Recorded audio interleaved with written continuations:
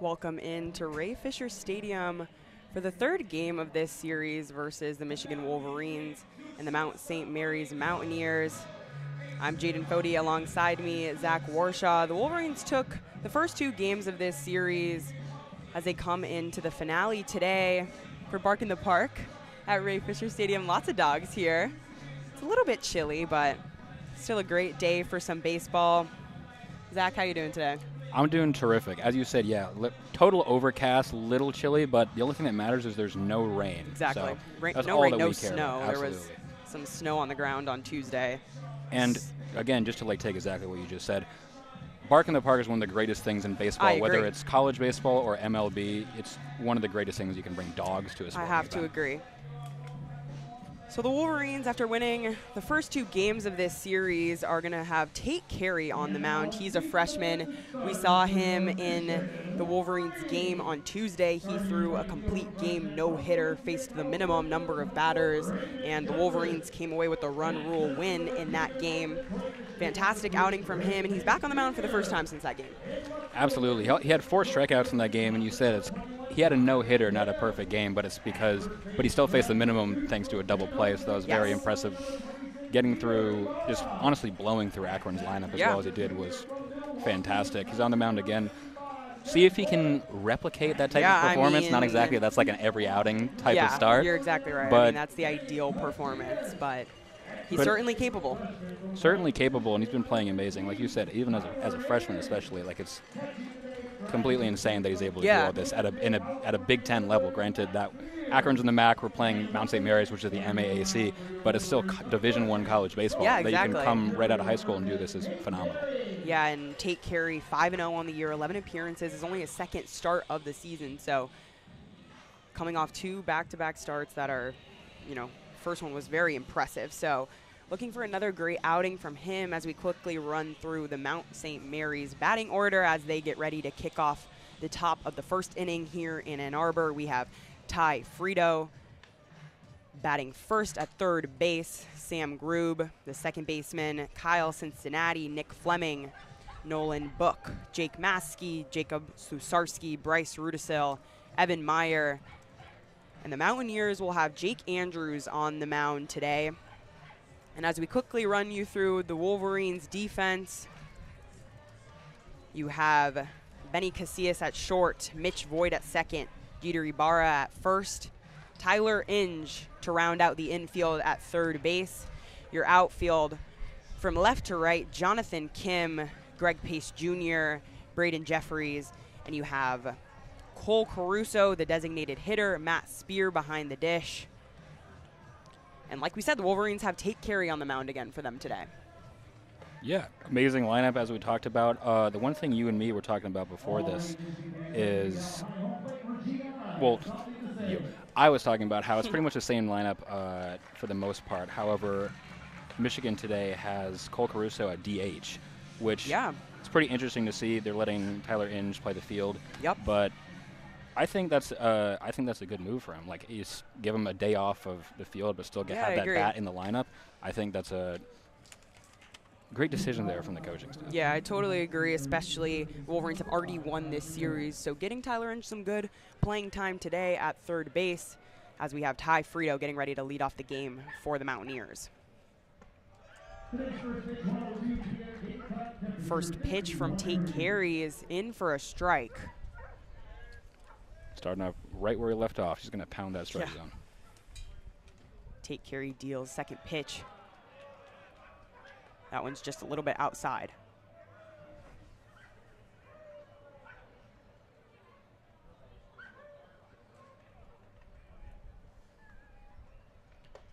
Third pitch from Tate Carey. Ty Frito lays off of that one, 2-1 count. And this series has been just a pitching masterclass from Michigan. I mean, the first game they beat them 10-0 or 7-0, 10-0. No, 10-0 in 7 innings. And the second game, the Mount only got 1 singular run. So if anything, the Mountaineers want to prove that they actually can hit off this pitching staff, because so far they've been completely held silent for the most part. Yeah, the Wolverines had impressive performances from David Lally Jr. and then from Kurt Barr as Ty Frito fouls off another pitch, 2-2 count.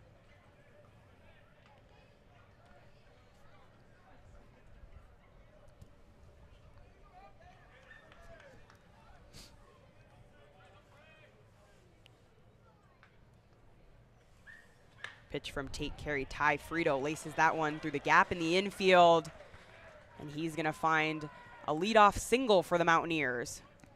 The infield was in the shift to the left as well, just got right between the shortstop and second baseman. Like, you couldn't, if that ball was an inch to the left or right, either way it would have been picked up. So unfortunate, but great placement there. And start off the game with a hit for the Mountaineers right after I said they can't hit. So my fault, but no, Frito's on base, and he's also someone to look out for because he has 21 stolen bases, so he's definitely a threat there on the base path.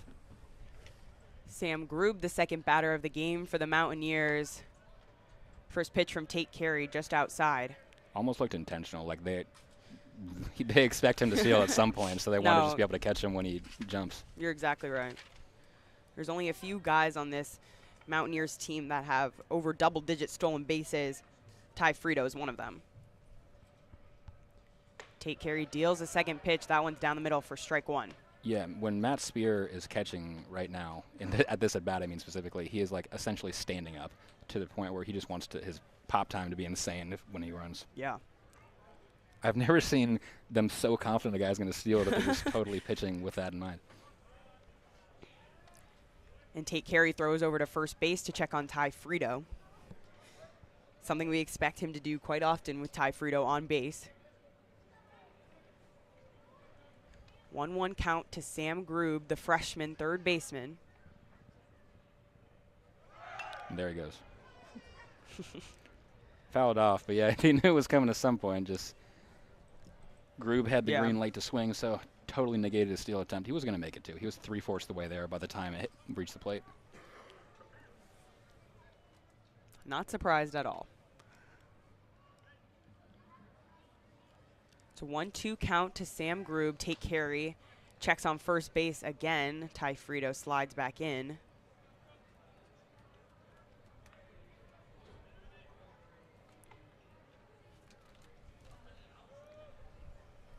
Pitch from Tate Carey. Sam Grube gets his bat on that, sends that one over Mitch Voigt. And he's on base with a single. 2 back-to-back singles to lead off this game for the Mountaineers, and they have 2 runners on to start off this game as Kyle Cincinnati, the senior catcher, comes to bat for the Mountaineers. Yeah, great start here for the Mount. I mean, just out of the reach of Mitch Voigt there at second, and not a ton of power on it, just blazed it through the infield and was able to get on base, and now you got runners at first and second with no outs.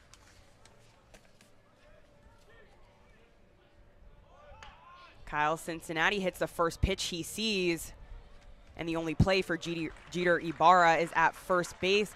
But a productive out for Kyle Cincinnati advances both runners, and now Mount St. Mary's has runners in scoring position, second and third base, with only 1 out.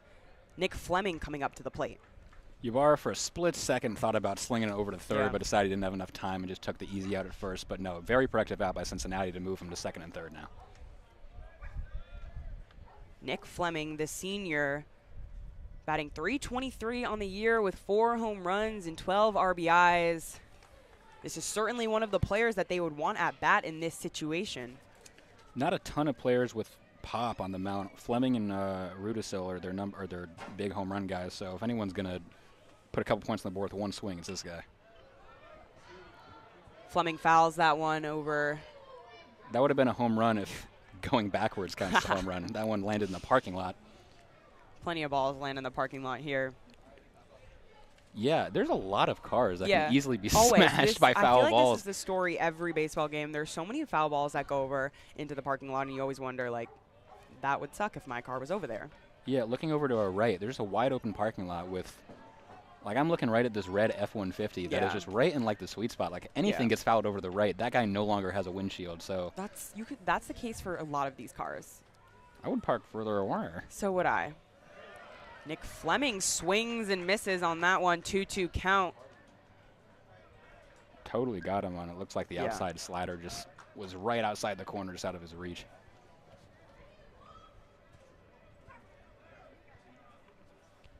2-2 count to Fleming. Runners both in scoring position, both leading off their bases. That pitch from Tate Carey's far outside.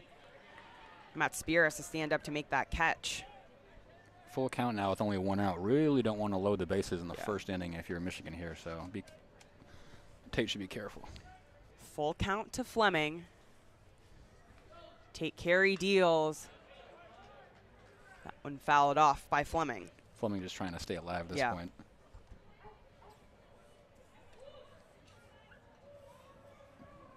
The Fleming batting .323 as well, so he's a very good hitter. I mean, he's hitting 4th in the lineup. Like obviously, 4th in the lineup, designated hitter. You'd think he'd be pretty good at that.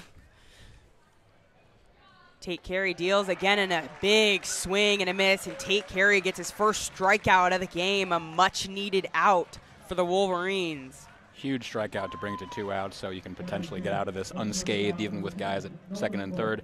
Again, Fleming looked like he was trying to get 3 runs with one swing on that changeup and just completely went over it. Now Nolan Book, the freshman shortstop, comes up to the plate. Another good batter, though, for the Mountaineers. He's batting .308 on the season, 2 home runs, 31 RBIs. And Nolan Book fouls off the first pitch he sees.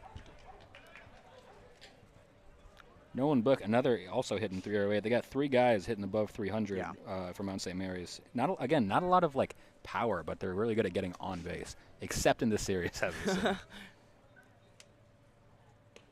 Tate Carey deals a little bit down low and outside. 1-1 count to Nolan Book.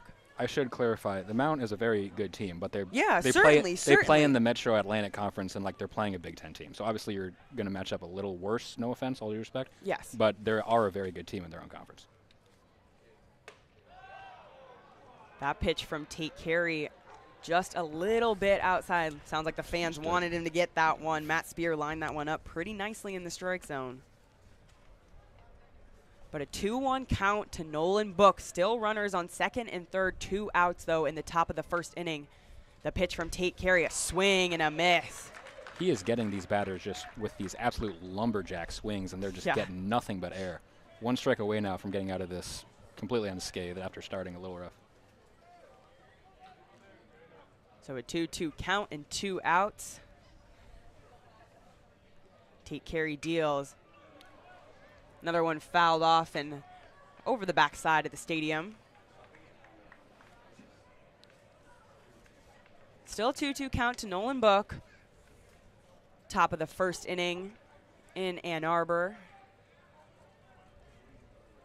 Ty Frito and Sam Grube on 2nd and 3rd. That pitch from Tate Carey again, low and outside.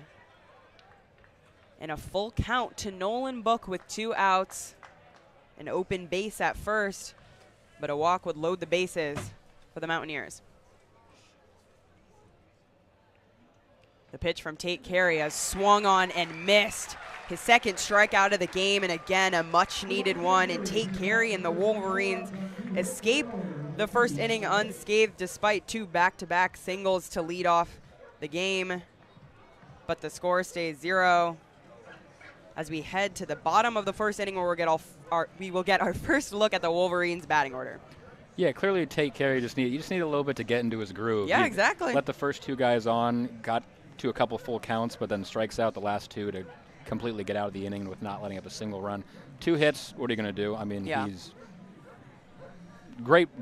I don't want to say great comeback because that's the wrong term, but for starting off, putting him on, could not have rebounded better and gotten out of that inning. I mean, exactly right. Settled in quickly. Settled in. That's the word I was looking for. Thank you. Didn't let the 2 early runners get to him. Stayed composed. Got 2 huge strikeouts.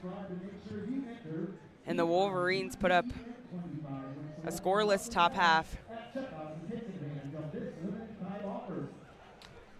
And we'll get our first look at Jake Andrews, the starting pitcher for the Mount.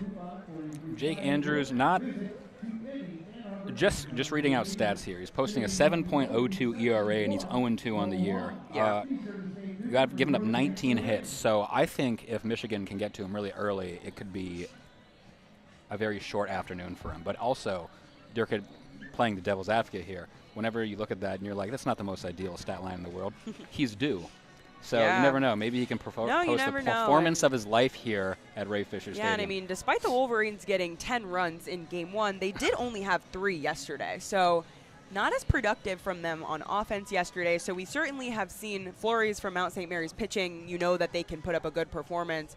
Wolverines luckily only gave up 1 run yesterday, so they won that game 3-1. Kurt Barr had an amazing performance yesterday, but we saw good pitching from the Mount yesterday, only giving up 3 runs as opposed to 10 runs the day before. But we'll see what Jake Andrews can produce for Mount St. Mary's as Benny Casillas comes up to lead off the inning for the Wolverines. Benny Casillas absolutely on a tear this year. He's batting over 417. With 120 at bats. So, Casillas is doing pretty well. Yeah. No home runs for him, but 26 RBIs. He's the on-base ribby machine. Yeah. He's not going to get it out, but he's going to put it in play and get runners in, which really, from your leadoff guy, is all you could. Yeah, I mean, if you could make it up, that was what it would be. 50 hits, 30 runs on the season.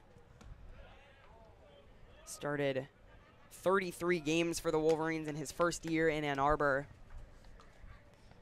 And he's working with a 1-1 count right now. Third pitch to Casillas, inside for a strike. That is evil. Do you hear that? Where is that? Is that on the loudspeaker? Yes, they're playing squeaky noises on the loudspeaker to rile up the dogs. That's fun. It worked for at least one of them. Yeah, I guess so. Keeping the dogs engaged. So a 2-2 count to Benny Casillas. Jake Andrews deals, and Casillas fouls that one over the backside of the stadium, and you hear on the loudspeakers the shattering noise.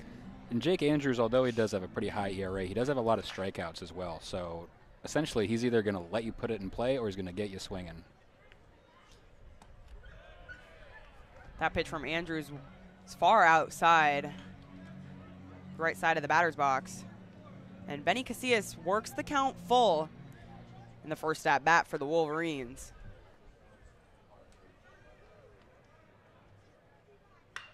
Casillas swings, gets that one past a diving Ty Frito down the third base line. And both teams this game have started things off with a leadoff single. And a great effort there by Frito, diving chance to try and get that, and he almost saved it. It would have missed it by like 2 inches, but Casillas was just able to squeak it through the left side there and get on base to like you said, match what Mount St. Mary's did in leadoff signals. So both teams getting hot right out of the gate to see if Michigan can capitalize on it. So Braden Jeffries comes up to the plate for the Wolverines. He takes first pitch outside. Another batter that's doing well for the Wolverines, posted a .320 average on the season. As Jake Andrews checks on Benny Casillas at first base. Casillas only 3 stolen bases on the year, so not necessarily. He's got speed, but he doesn't steal a lot. Just clearly being extra careful here. Wolverines not as threatening with stolen bases as opposed to Mount St. Mary's. No, Mount St. Mary's, their bread and butter stolen bases. They have guys with 21, 15, 7, and 12 stolen bases, where Michigan's lead guy is Mitch Voigt with 10. So definitely a lot less stolen bases on the Michigan side as they throw over again. We got a comment from TJ. He's tuning in from the hutch over at softball. Yeah, good luck with softball, you guys. You and Jonas against Rutgers. We have a great crew on softball today. Starts at 2 p.m. Jonas Tompkin and TJ Fossmeyer. Should be a fun one. 2 good games going on. As Jake Andrews throws over to first base to check on Benny Casillas again.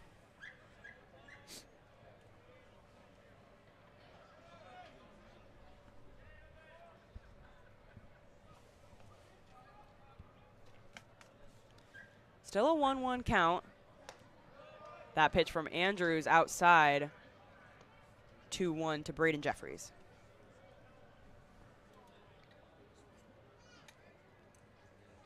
Again, a little shaky so far from Andrews. Not getting a lot in the strike zone. Going to try and really tighten up that zone if he wants to get through this and lower his 7 ERA. Not to keep hounding on that. Just it's a good point to keep pointing out. 2-2 count. That pitch from Andrews outside. 2-1 to Braden Jeffries. Again, a little shaky so far from Andrews. Got to try and really tighten up that zone if he wants to get through this and lower his 7 ERA. Not to keep hounding on that. Just it's a good point to keep pointing out. Andrews checks on Casillas again, who has a lead off first base.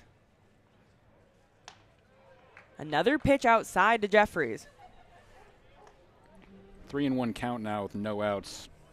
They've checked on Casillas so many times, I wonder if they'll give him the green light and do kind of a steal and swing situation. And a 3-1 count now. Casillas takes off from first base. No throw, Yeah. as it was ball 4 anyway, but Kyle Cincinnati does not take the throw, but Braden Jeffries will take a free pass to first base. And similar situation again. Jeffries doesn't get a hit, but the Wolverines lead off the inning with the first 2 runners getting on, and Mitch Voigt steps up to the plate for the Wolverines. One of the Wolverines' best batters, .370 on the season. He has 7 home runs. Quite impressive. absolutely. My glorious king, Mitch Voigt. Love this guy. Had a mound visit between Andrews and Andrews and Cincinnati, which 2 batters into the game, you could just be like, all right, man, like, calm down. But definitely an interesting thing to see this early. So Mitch Voigt steps up to the plate. And he takes ball 1. They're playing doorbell the ring sounds doorbell now. noises. You hear the dogs barking.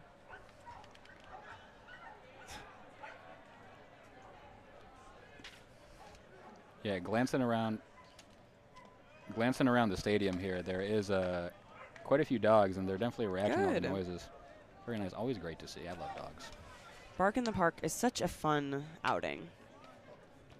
So Mitch Voigt working with a 2-0 count. Runners on first and second for the Wolverines. Ooh, that one that hits him. Far inside, clips Mitch Voigt's leg. And the Wolverines have the bases loaded with no outs. Jeter Ibarra coming up to the plate. Jeter Ibarra hit a home run for the Wolverines in game 1 of this series. Has 4 on the year, 28 RBIs. Certainly a player that can hit for power. Definitely, and for Jake Andrews, just looking for anything to salvage this inning, as we're going to get a mound visit from the manager now this early. Wow, the mound already has someone warming up in the bullpen too. So the kind of brutal, I'm not going to lie, but for Jake Andrews, like, kind of same problem, different day, where you have the bases loaded with nobody out in the first inning. So definitely not an ideal start. I don't think they're going to pull him right now, but the fact that you already got a left-hander down there warming up in the bullpen in inning 1 is unfortunate. And I'm not going to lie, if I'm Jake Andrews, like, that's not helping my confidence. Like, you guys are really confident in me to the point where you got someone throwing down there, but just a precaution. Like, I'm sure this is, all right, man, like, just calm down, take it easy. So yeah, certainly can't help with the confidence, but the Mount trying to avoid a sweep here in Ann Arbor today. Wants to do whatever they can to prevent the Wolverines. And it looks like we're going to have a pitching change. Damn. In the bottom of the first inning. Yeah, so never mind, I was wrong. They were just decided, all right, let's stop this before it gets bad and just switch pitchers. I'm not sure who's coming in. I'll let you know in a second, but definitely not the starting that Jake Andrews wanted. Definitely not going to help, especially now that he's responsible for the 3 runners on base. Yeah, the Mount not taking any chances here with Jeter Ibarra coming up to the plate. As they switch pitchers early on in this game, Jake Andrews only faced 3 batters. And the Wolverines loaded the bases with a single, a walk, and a hit by pitch.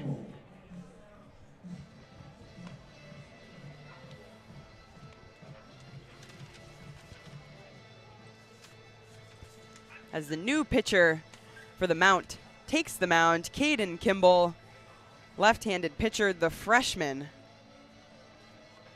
The Mount has a pretty young team. If you take a look at their starting lineup, they have a lot of young guys in there. 2 sophomores, 4 freshmen, and now you have another freshman coming up to the mound in Caden Kimball. It's a very young team, but I don't want to say they're learning as they go. They're adapting to college baseball very good. Like I said, in their own conference, they're very decent. They're just a little under 500, but for how young their team is, I think that's a very impressive job. And Caden Kimball himself specifically, he's doing a great job. He's at 3.46 ERA, and this is his 10th appearance. Very impressive. I mean, you're playing D1 baseball right out of high school, and you're doing a decent job. Like, that's really all you can ask for if you're the university, the coaching staff, or anything. Granted, probably not thrilled he's coming into a situation with the bases loaded, but this is another chance for the young guy to like prove himself and get out of this jam. I think if you're the Mount here, if you can honestly get out of this with only a single run, that is an ideal situation. If he can somehow pitch his way out of this completely, even better. Certainly a tough situation for Caden Kimball to come into. Once again, if you're just tuning in with us, the Wolverines have the bases loaded after a leadoff single, a walk, and then a hit by pitch. No outs in the bottom of the first inning as Jeter Ibarra steps up to the plate, and Caden Kimball will face his first batter of the day. Jake Andrews taken out early. The Mount did not want to take any chances, trying to avoid a sweep today after the Wolverines took the first 2 games of this series. And we're just about set for Caden Kimball's first pitch of the day. Caden Kimball to Jeter Ibarra. Throwing in the dirt there for ball 1. You just gotta loosen up a little bit. He warmed up pretty fast there, maybe not all the way ready to go.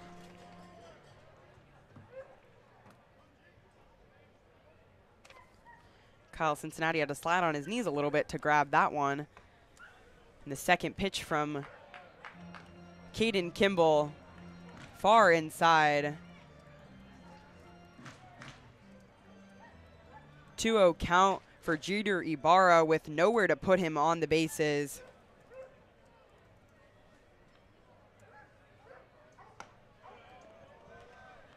And Caden Kimball's 3rd ball in a row. 3-0 count to Jeter Ibarra. Bases loaded, nowhere to put him. One more ball walks it home, the game's first run. And I think totally if you're Ibarra here, you're not even taking the bat off your shoulder. Yep. So the 4th pitch from Caden Kimball. He gets lucky with that one.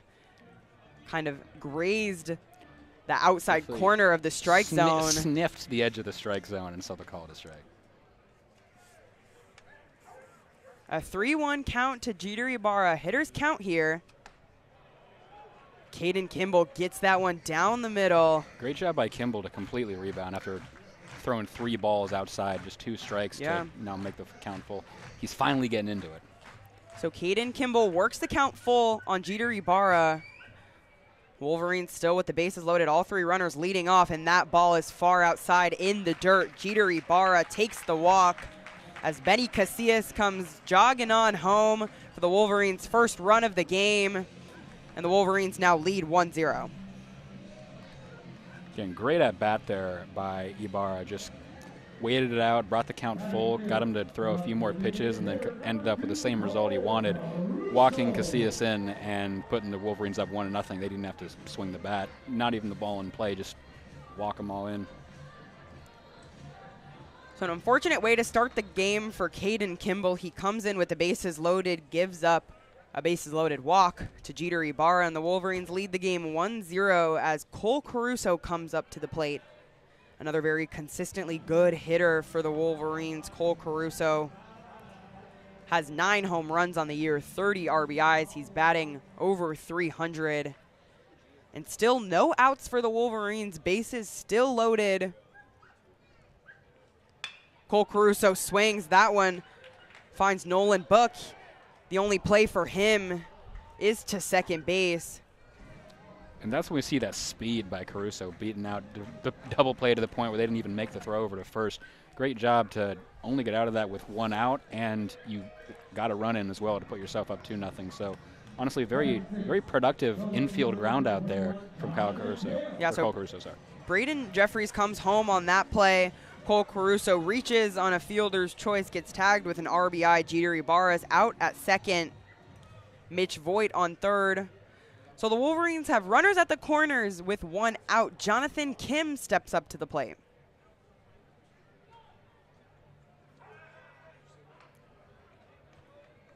As Caden Kimball checks on first base.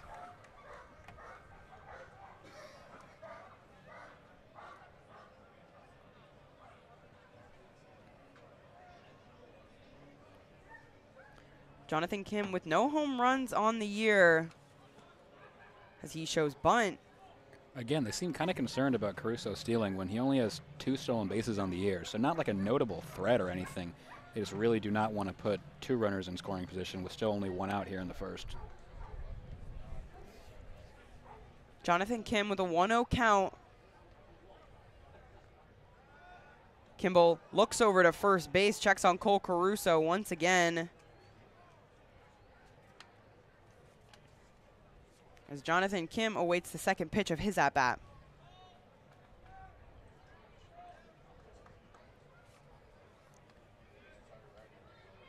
Kimball.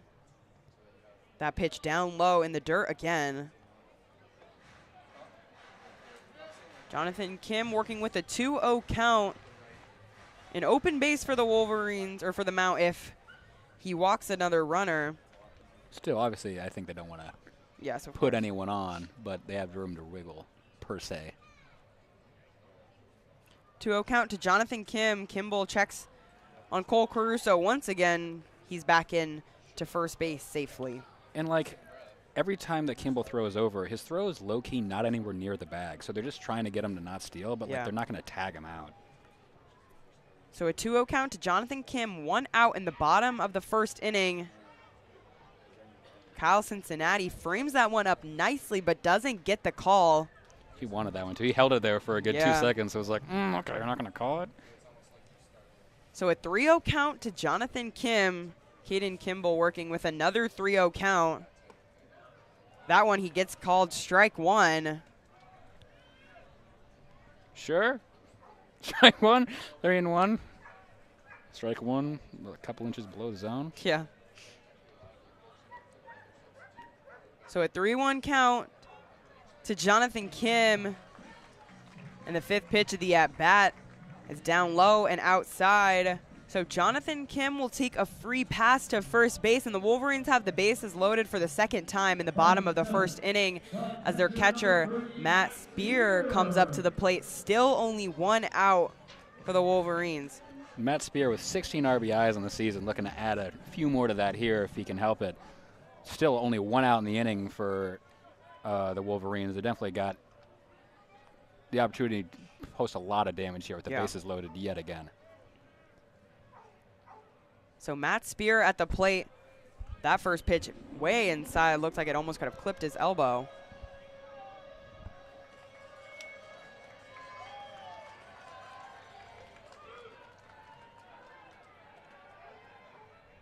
Second pitch from Caden Kimball. That one looked a little bit outside. Kyle Cincinnati caught that one outside the strike zone, but frames it up and gets the called strike. 1-1 count, 1 out to Matt Spear.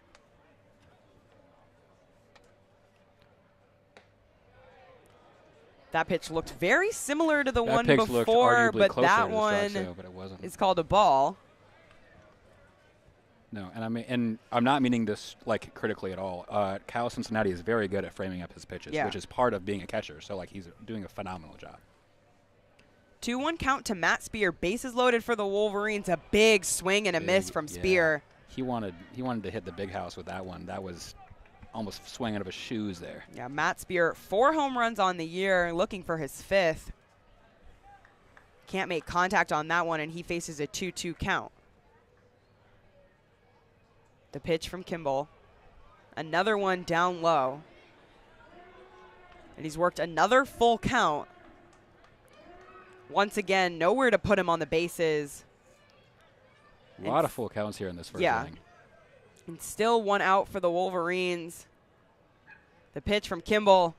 A big swing and a miss and a much-needed strikeout for the Mount as Caden Kimball gets the 2nd out of the inning. Tyler Inge steps up to the plate. Bases still loaded for the Wolverines. Mitch Boyd at 3rd, Cole Caruso at 2nd, Jonathan Kim at 1st. Yeah, you could practically hear the sigh of relief from the Mount dugout from all the way up here. Getting that 2nd out, so now you only need 1 more to get out of the inning, and potentially could get out leaving the bases loaded is so big for them. Tyler Inge swings at the first pitch he sees, fouls that one back off towards the Michigan dugout.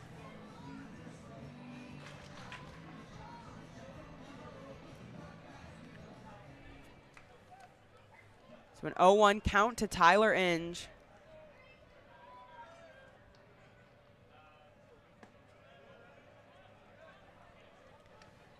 Gets the call in favor of the Wolverines on that one. A little bit low and outside the zone. 1-1 count, 2 outs. Bottom of the first inning. Wolverines lead the game 2-0. That one inside Tyler Inge moves out of the way a little bit. Kimball has done basically the same thing with every at-bat. He kind of loads up on balls and then gets the strike zone later on in the bat, but still somehow manages to come back in it. That one is going to orbit Jupiter. Yeah, Tyler Inge takes a big swing at that one. That one goes off back into the parking lot. I saw that one bounce off the top of the stands and hopefully avoids the cars.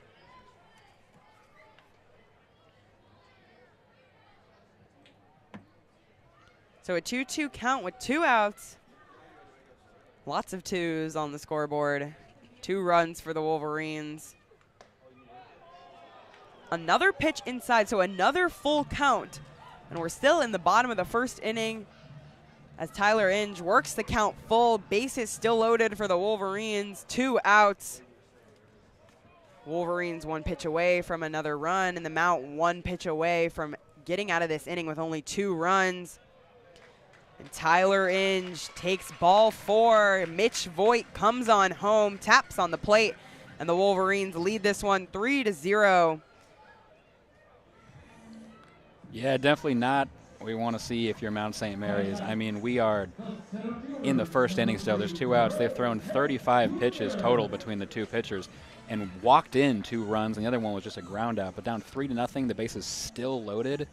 Definitely not what we want to see. Not trying to steal one from the Wolverines here after dropping the first 2. Not a great start if you're Mount St. Mary's. So Greg Pace Jr. comes up to the plate for the Wolverines with 2 outs, takes a first pitch strike, and Greg Pace Jr. had a career day on Friday for the Wolverines. He went 4 for 4, drove in runs for the Wolverines, and he drove in the walk-off winner for the Wolverines when they ended the game in 7 innings.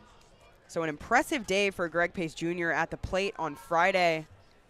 Always an interesting walk-off scenario when you're walking it off and the score is 10-0. Right. But yeah, as they run ruled him, that was a very cool moment for Greg Pace there. Yeah, so he had 3 RBIs in that game, looking to add on some more in this one as Greg Pace Jr. takes a big swing at that one. Just going to sneak out into the Mount St. Mary's bullpen. I thought it was going to hit the bouncy house for a second. So did I. Like, that's somewhat concerning. He had a little more power on that one, went past the bouncy house.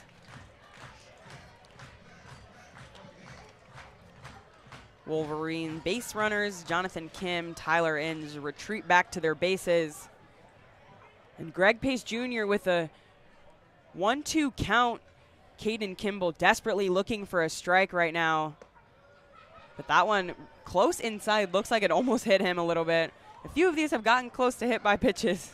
Yeah, when he goes inside, he goes inside. Yeah. Like, you got to duck out of the way. So a 2-2 count to Greg Pace Jr. Bases loaded, 3-0 Michigan lead, 2 outs. That one far outside. Incredible. Kyle Cincinnati has to get up, reach his arm across to prevent that one from going back to the backstop, and that would have brought a run home if that was a wild pitch. No, incredible job by Cincinnati to jump up and just snag the edge of that ball to keep it from being a wild pitch. So another full count as Kimball sends that pitch into Greg Pace Jr. Again, another inside pitch. Greg Pace Jr. takes a free pass to first base. And Cole Caruso comes on home for the Wolverines. Another run walked home for the Wolverines. 4-0 lead. And the Wolverines have batted around as Benny Casillas comes up to the plate for the 2nd time in the bottom of the 1st inning. Yeah, it's always a good sign when the lineup card flips over in inning number 1. Yeah. And unfortunately for Mount St. Mary's, like, they really have not had to work for it. They've walked in basically all their runs except the ground out. And they still, I mean, there's still 2 outs. But you're really, if you're the Mount, you want to make Michigan work for your runs, like play it in the field. You don't want to let them score without even having to take the bat off their shoulders. So after a leadoff single to start off this inning for the Wolverines, Benny Casillas is back at the plate for the 2nd time in this inning, and like you said, always a good sign when the lineup card turns over in the bottom of the 1st, and an 0-1 count to Benny Casillas Another pitch far outside. Kyle Cincinnati has to slide on his knees to keep that one in play. And Kimball's having this issue now where he either throws it so inside it almost hits you, or he throws it right down Main Street in the middle of the strike zone, which is really not what you're looking for. So a 1-1 count to Casillas. And there you go, like you said, right down the middle for strike 2. But the Wolverines still have the bases loaded. Benny Casillas looking to do more damage for the Wolverines. The pitch from Kimball. Casillas fouls that one off right into the Michigan dugout. His teammates grab the ball. As Caden Kimball takes a walk around the mound.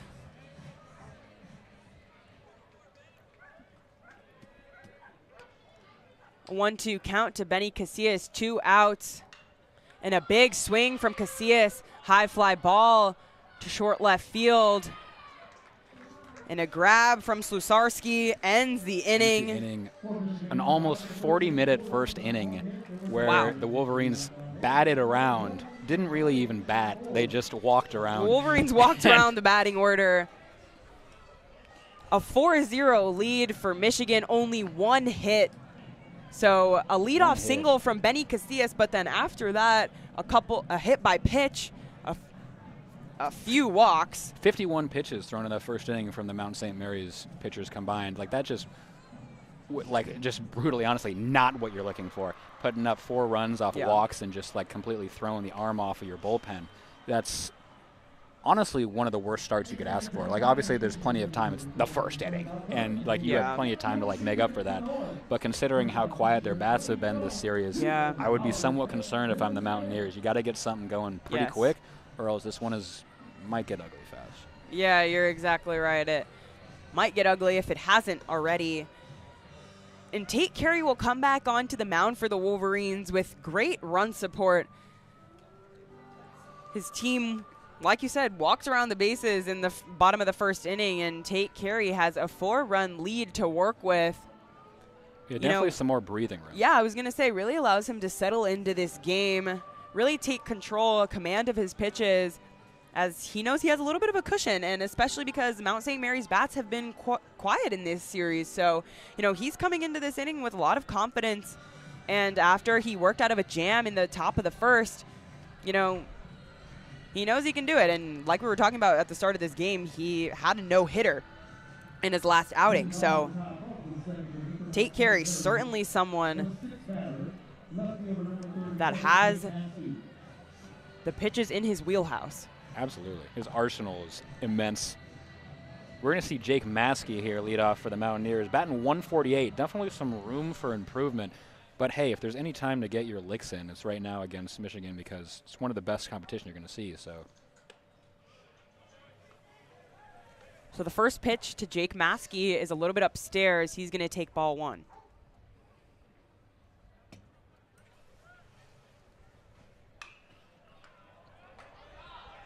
Jake Maskey hits that one up high.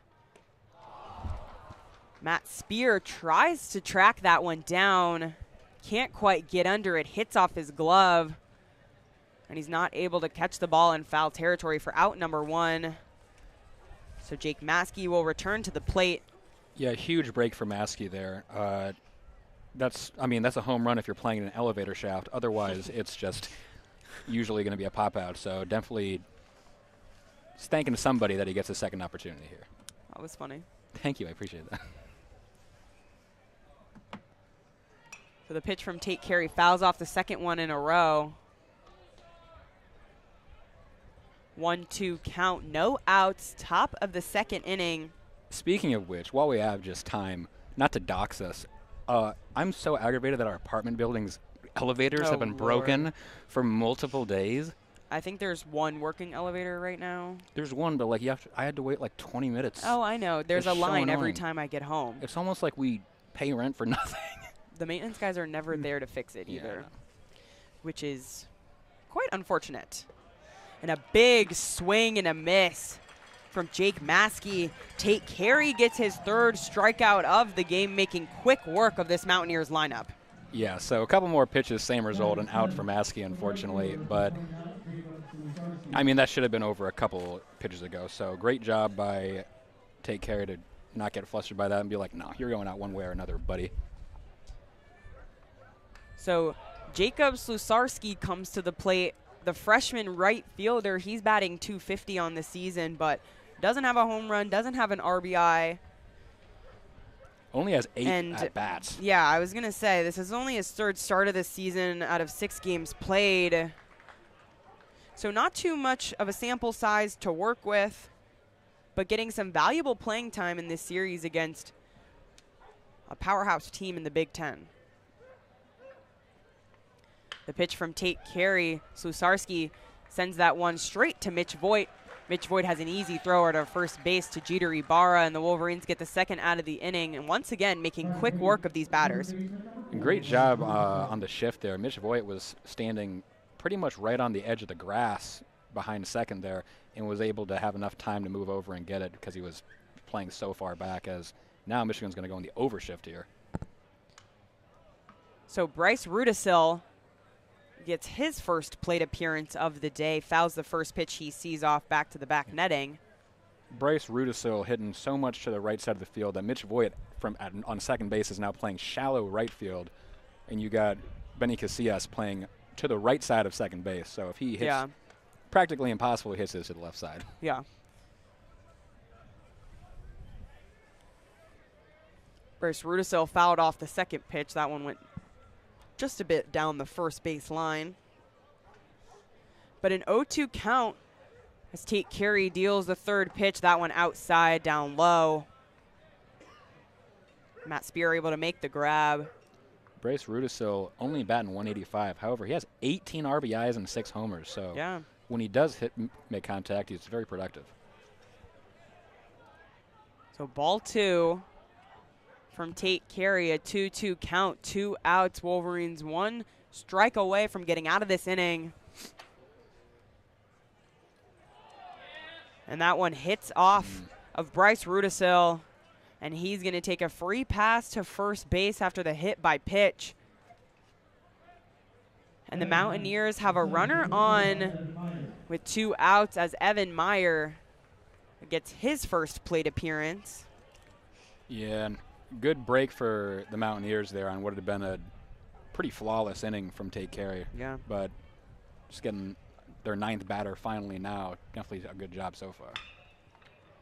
So Evan Meyer hits that one past a diving Tyler Inge and a diving Benny Casillas. Both of them missed the ball, and he's in safely at first base for a single. And now the Mountaineers have some runners on, making some noise in the top of the 2nd inning with 2 outs. Definitely got something going. I think that's funny. That's the 3rd time so far from both sides that we've seen a ball just so perfectly placed. You got 2 guys diving from both sides, and it just squeaks through the middle of them perfectly. A lot of perfectly placed infield singles here in this game. We're only in the 2nd inning. Yeah. So 2 on and 2 outs for Ty Frito. Ty Frito makes contact with the first pitch. He sees a high fly ball to center field. Greg Pace Jr. is under that one, makes the 3rd out of the inning. And the Wolverines once again get out of the inning unscathed, despite some traffic on the bases by the Mountaineers. But Tate Carey, another 0 on the scoreboard, and the Wolverines lead the game 4-0 heading into the bottom of the 2nd. Yeah, I can already tell the theme of this game, for the most part, is going to be LOB, or left on base, because both teams always are ending these innings with not only just one, but the first inning, both teams ended with the bases loaded. Yeah. So great job by the pitching staff getting out of it for Michigan. Tate Carey is pretty much seeing what we saw against Akron minus the 3 hits. But definitely, if you're the Mountaineers, if you get guys on base, you want to get them around. You don't want to just completely squabble that opportunity. Yeah, and especially unfortunate for the Mountaineers when you look at the stat sheet. They have 3 hits and 0 runs. The Wolverines have 1 hit and 4 runs. So not great for the Mountaineers, as we saw in the bottom of the 1st inning. The Wolverines got a lot of those runs. They had a hit by pitch. They had some walks, and they were able to bat around the entire batting order. Benny Casillas saw the plate 2 times in that inning, and you know the Wolverines they worked the count full, and then they got the walk. So unfortunate for the Mountaineers, but the Wolverines are leading this game 4-0 as we head to the bottom of the second inning. Caden Kimball coming back onto the mound for the Mountaineers. Yeah, at no point did the Mount have anyone up in the bullpen throwing or anything, so they're going to ride with Caden Kimball for a little bit. Maybe want to give him the benefit of the doubt considering he came into the game with a bases-loaded situation, so not much you could really do about that. But also just maybe don't want to burn another bullpen pitcher. Again, only in the second inning, we'll see. But either way, for right now, they have enough confidence in Kimball to send him back out there, and I know that's got to be a good feeling for him, especially as a freshman, to know that your coaching staff and team has enough faith in you. Yeah, you're exactly right. I mean, he was thrown into the fire in that first inning. He, like you said, came in with the bases loaded and no outs. Hey, buddy, I know you're a freshman playing D1 baseball. Welcome to the show. Going with the bases loaded in Ann Arbor against the University of Michigan. Certainly a tall Have task for fun. the freshman. Yeah, that's definitely an interesting scenario, but good for him for getting out of it pretty smooth. Yeah. So Braden Jeffries comes back up to the plate for the Wolverines to lead off this bottom of the second inning, and he shows bunt on the first pitch, called strike.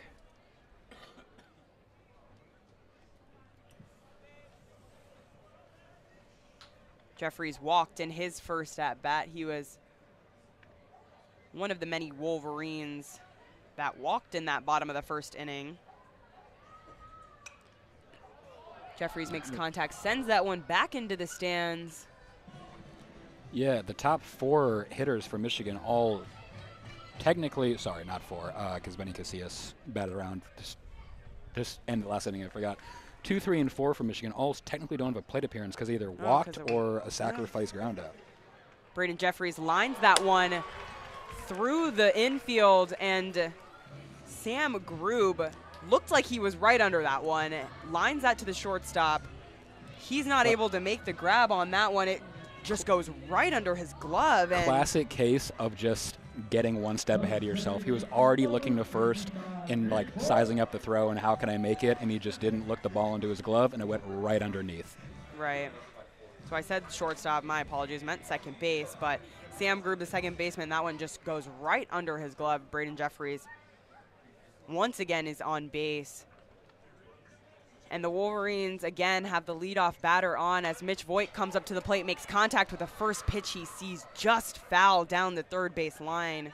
So a little early on that and pulled it, or else that was going to be a rifle down the third base line. Yeah, that one probably could have easily gotten Jeffries over to third. Yeah. That one would have gone into the corner in left field had that one gone past. And now Mount St. Mary's is going to get dual right-handed action down in their bullpen going just to maybe have something if you need it. So an 0-1 count to Mitch Voigt, no outs. That one inside again. And Mitch Voigt was hit by pitch in his first at-bat. Braden Jeffries takes a lead off first base. Pitch to Mitch Voigt right down the middle. 1-2 count. There is some mutt, and I mean that in not a disrespectful way. I mean it in terms of that's not a breed. That is just sitting on the bench like a human, and it's very funny to look at right now. I gotta find it. Kimball checks on Jeffries at first base. Where is the mutt? Oh my God, it just got off. Are you the kidding? Second I mentioned. Well, yeah, where is it? The third row on your right. It's like gray. Oh, that's cute.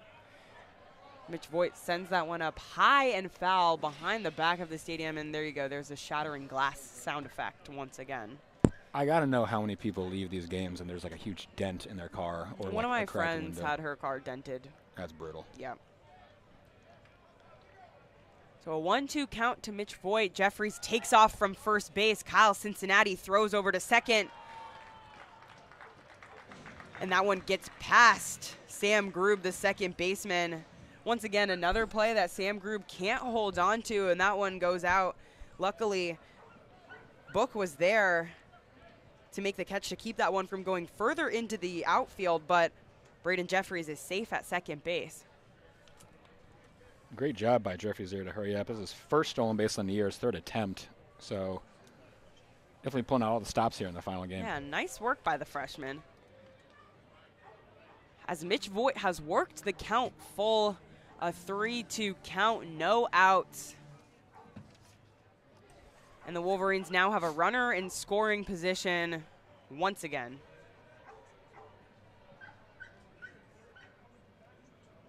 The pitch from Kimball. Mitch Voigt lines another one down the third base line. Foul. That one chopped a little bit.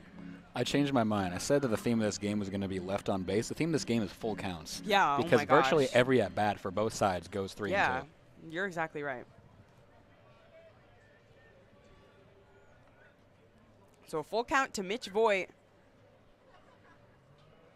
Kimball deals. Mitch Voigt swings on that one.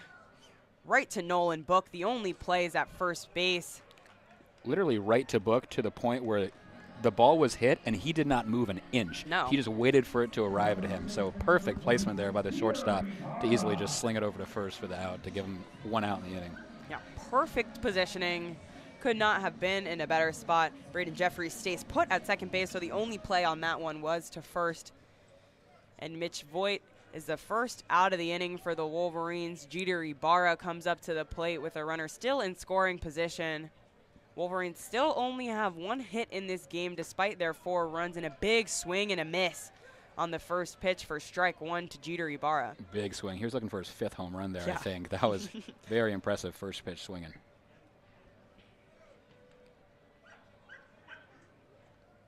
So there is one yip-yap dog that just will not shut up. That's probably what my dog sounds like. Jeter Ibarra, another big swing. That one flied out to center field. Evan Myers right under that one to make the grab. Jeffries thought about going for third for like half a second. Was like, nah, I was going to say he let off the base a little bit, but stays put once again. Jeter Ibarra, the second out of the inning.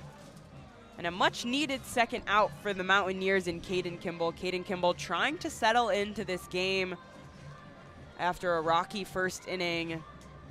And Cole Caruso comes up to the plate again.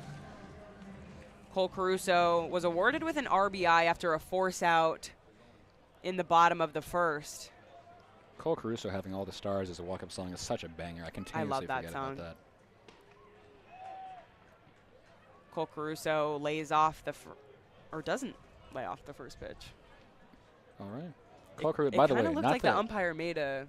Yeah, not that anybody cares. Cole Caruso from Arizona went to Cactus Shadows High School, which is like 20 minutes from my house. Oh, I think that's pretty neat. Did your high school ever play that school?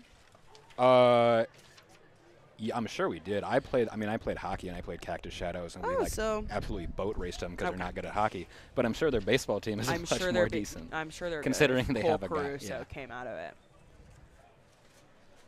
1-1 count, 2 outs for Cole Caruso. Caden Kimball trying to get out of the inning unscathed. That one way outside. Again, Kyle Cincinnati has to slide on the ground to grab that one.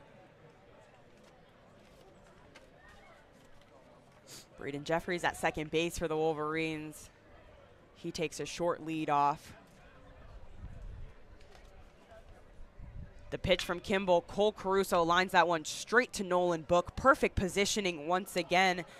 That one hops a little bit as he throws over to first base, but makes the play. Bryce Rudisill with the grab. Great job by Rudisill to pick that, as took a couple bounces before reaching first, but was able to backhand it cleanly and get them out of the inning without letting up a single run. So like I said, ugly first inning from the Mount, but they have more than enough time to turn this around. They just, again, need to get the bats going here, as they still have put up no runs through 2 innings, but they have 3 hits, so they're getting on base. They just need to figure out a way to capitalize on that. Yeah, so after the Wolverines got the leadoff runner on once again and not able to make any damage in the bottom of the second, Wolverines still lead this game 4-0. And Tate Carey coming back out for the Wolverines. Good showing from him so far. Great showing. He's let up like no runs. There's been a couple hits to start off innings, but he does a great job settling in. And in the second half of the inning, just absolutely blowing through the guys to get out of it unscathed. So Tate Carey with 3 strikeouts so far today. He's done a fantastic job. While we're waiting here for them to take a field, I just have a thought to share. As an unbiased reporter, just as a human being that's not colorblind, Mount St. Mary's has got the worst uniforms I've ever seen in my entire life. They're tan in like a way that like a shipping package is. And so, like, okay, so it's just brutal. Not that this has anything to do with anything. I just yeah, had to well, share because I know guess the we people. can share their jerseys with you guys. The Wolverines are in their cream jerseys. I think those are very cute. They're very good. Cream versus tan's a brutal combination. So, yeah, but just Mount by St. Mary's, their colors are a little bit interesting. They have the tan tops with the blue numbers and the blue letters, and then the like pure white pants. Yeah, like So their that's- blue uniforms are very nice. I like those. I but liked the baby blue that they wore oh my yesterday. God, Those yeah. were really nice. I don't like Ole Miss vibes. Those but were these nice. These ones are like low-key bad. I'm not like. Yeah, I'm so just- they have the again, like, who am I? three-color scheme But going on. I mean, the Wolverines have their maize and cream and blue, but those pair together a little bit yeah, nicer. well, there's very few teams that use blue and tan, like Mount St. Mary's and like Montana State. That's it. And even Well, it's the Montana. color of the mountain. I know, okay, but Montana State, even then, they're like, we don't have a tan uniform because like that's like Well- a pretty bold statement. Well, the Mount is using their tan uniforms today, as Sam Grube is How back many at the plate mountains for. are there in Maryland? That might that may make me sound really dumb. Actually, I don't know Maryland geography. I'm not sure. Give me 5 seconds. So a 1-1 count to Sam Grube. Sam Grube sends that one just past first base. Jeter Ibarra makes the grab. Tate Carey runs over to first base to try to help him out. Jeter Ibarra takes it himself and beats out a sprinting Sam Grube for the first out of the inning. Looks like Mount St. Mary's is like literally on a mountain Oh, in is Maryland. it really? That yeah. must be beautiful, though. So I might just shut up on that one. I apologize. I Well, don't know how many mountains were in Maryland, but That's okay. I don't either.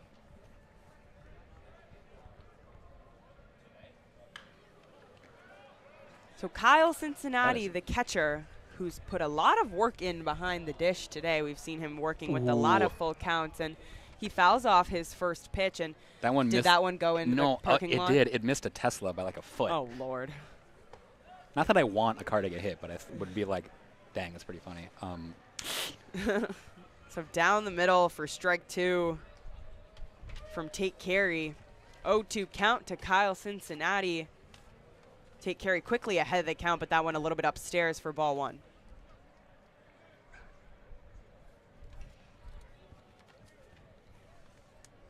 Still nothing. I mean, not that there would be. As And a big Kyle strikeout. Cincinnati was swinging a boat oar there. Still nothing going in the Michigan bullpen. Not that there would be. No, Tate but Carey even is after doing fantastic. after throwing a large amount of pitches against Akron, they're just pretty much going to let him go until the wheels start falling off. Might as well. Tate Carey has been fantastic. Quickly 2 outs in the top of the third inning. And another strikeout for Tate Carey. As Nick Fleming up to the plate for his second at-bat. He struck out the first time he saw Tate Carey.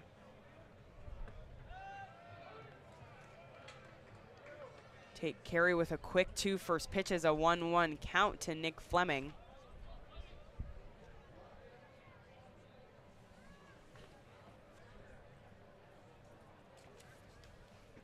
Tate Carey deals a big swing and a 1-2 count.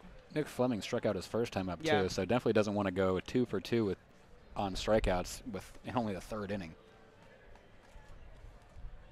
Could be a quick inning of work for Tate Carey in the top of the third as he deals that one just outside. Well, it's 2-2. So what are the odds that we get another full count here? I wouldn't put it past him.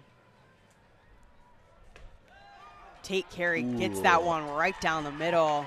Just literally caught him looking as he Yeah. watched it go right down the middle and was like, even he turned around and was like, oh. So in 2 at-bats, that's 2 strikeouts for Nick Fleming, the designated hitter, and a quick 1-2-3 inning for Tate Carey. As our inning ends, the softball game begins on the other side too. That game does start at 2 p.m. and it's 2:02. There you go. Go Wolverines. Zach is pulling out his binoculars to look at the softball game. I'm taking a look. What? It just started. Okay. I'm just looking what's going on. Yeah, very Look, interesting. do Very you nice. see, guess that Wait. dog? Who is that? That's Bluey.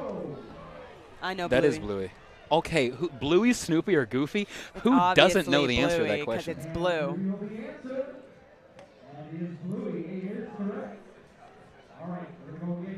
I hope they put another one. That one is Scooby-Doo. That's Scooby-Doo.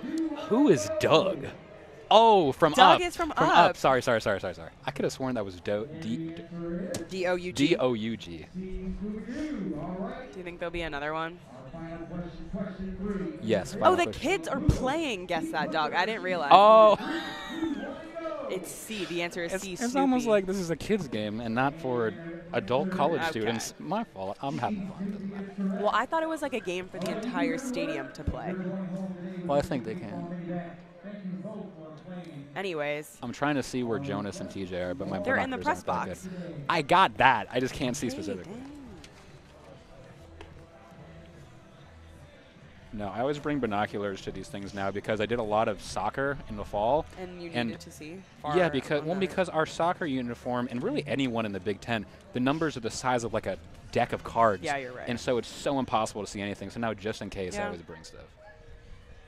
So the Mount is going to bring out their third pitcher of the game, number 14, Jacob Foster, is going to come into the game, a right-handed sophomore. As Caden Kimball's day is done, Jonathan Kim steps up to the plate. He fouls that first pitch off. Ooh. Oh, my gosh.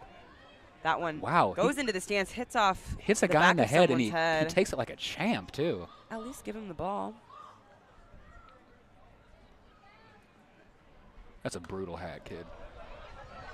Jonathan Kim another fouls another ball off almost to the exact same spot. Jonathan Looks Kim like trying to kind of kill hit this one specific spectator. someone else.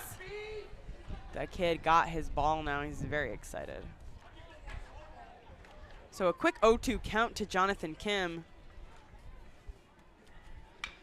And Jonathan Kim hacks at that one, sends a bouncing ball over to third base. Ty Frito makes the grab, and great catch by Bryce Rudisil kind of stretched his legs out a little bit, almost going into a split, but he makes the grab, gets Jonathan Kim out at first, and Jonathan Kim is really fast. He's very fast, and I'll tell you another thing. Jonathan Kim was swinging at every single pitch at that at-bat. After walking the first time, he definitely wanted to put a ball in play. I like this walk-up song that Matt Spear has not going. Enough.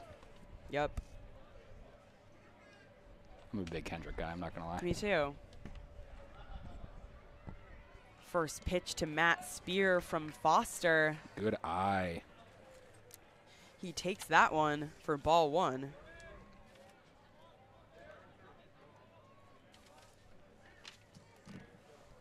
Second pitch from Foster, swung on, just tipped off the end of the bat. That one goes right back into the netting behind home plate. Jacob Foster for Mount St. Mary's, by the way, again, has an 8.84 ERA. A lot of high ERAs on this team, not gonna lie. But he throws gas. Like it's a lot of in and around the zone trying to get you to just miss it on pure speed. Yeah, I was gonna say you could see with that pitch right there, right down the middle. That ball was speedy. Yeah, I don't think we don't have like a speed gun here anywhere in the stadium. I wish we did. Very fast. Yeah. So a 1-2 count to Matt Spear, who struck out in his first plate appearance. The pitch from Foster, that one up high.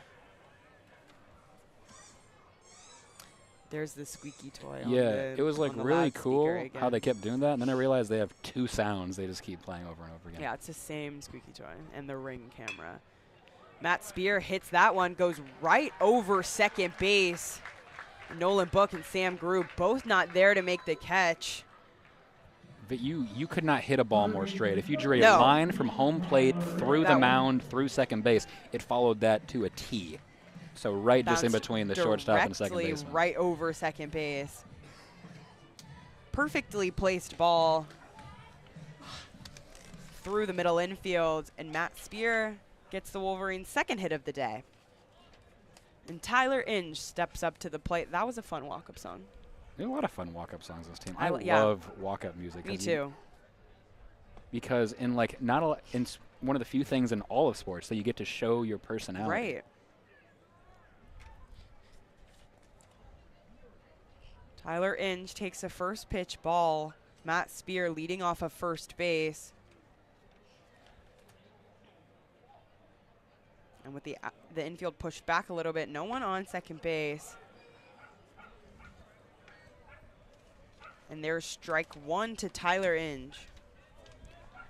Matt Spear doesn't steal bases often. However, on his one attempt, he successfully did it. So he's technically 100% on stolen bases. He's 100%.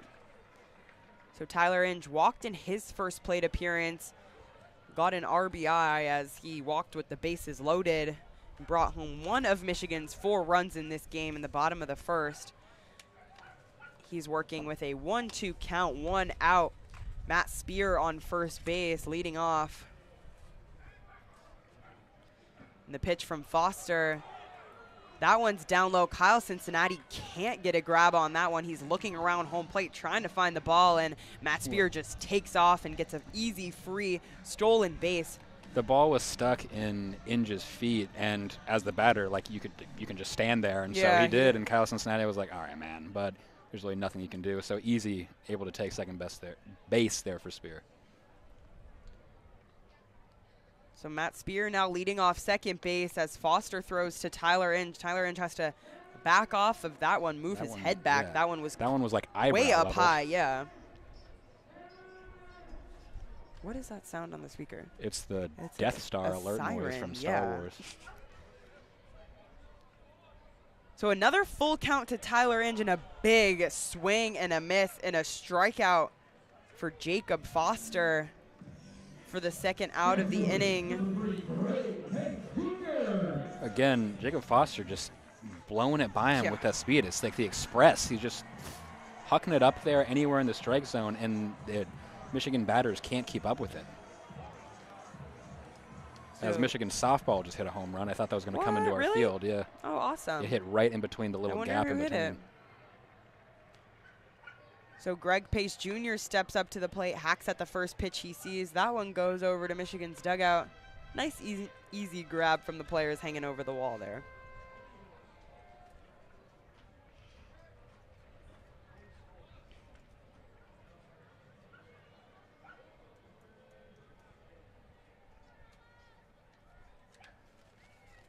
Foster looking back at second base to keep watch on Matt Spear. That one goes over Greg Pace Jr.'s head. He didn't even move, but it looked like it went directly over the top of his helmet. It looked like a curveball that curved over his head and then down on the other side of his shoulder, but he didn't even flinch. My gosh. So Greg Pace Jr. with a 1-1 count, 2 outs, as he fouls that one back off into the parking lot. And I just looked up the Michigan softball score. Janisa Conway hit a 2-run home run in the bottom of the first inning. I can't say I'm surprised. She's been fantastic for the Wolverines. So many people for the Wolverines have been great. Yeah. For the Wolverines have been great. I can't speak English this inning. Oh, my gosh. So a 1-2 count to Pace Jr. as Foster deals. Greg Pace lines that one. That one was a fast pitch, and Matt Spear comes sprinting around third base. No play is made at the plate, and Greg Pace Jr. picking right where he left off on Friday's game with another RBI.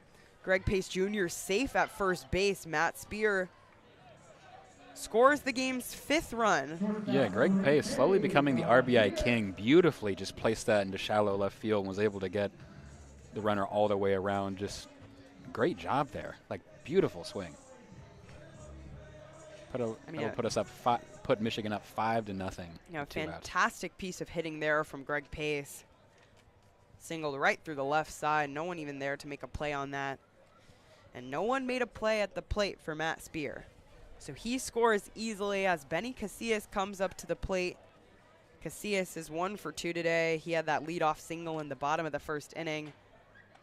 Foster checking on Greg Pace Jr. at first base, not letting him go anywhere. Greg Pace 4 for 5 in his stolen bases this year, so something to realize, but not a every-time stealer. Right. I shouldn't have spoken. And Greg Pace Jr. takes off that ball once again. Sam Grube not able to get a hand on it. He's kind of struggled a little bit with some of those plays that come to him, not really being able to catch it, but that one took a little bit of a bounce there. And like, I didn't want to say this the first time because, Cal Cincinnati's, both times he's tried to catch someone stealing, the balls have bounced really early, and so it's a very hard ball to pick if you're Grube. Certainly. So definitely not all the blame should be on either guy, but both, I think, need to get more in touch. Yeah, so right as you said it, Greg Pace Jr. steals second base. So the Wolverines have another runner in scoring position, as that pitch to Benny Casillas was a little bit up high. Looked like he had to move out of the way a little bit. So we've seen quite a few times these Wolverines have to inch out of the way to avoid getting hit by pitch. So a 1-1 count to Benny Casillas with 2 outs, and he takes a big swing on that. That one right over the head of Sam Grube. Greg Pace Jr. rounds third base, and he comes in to score easily.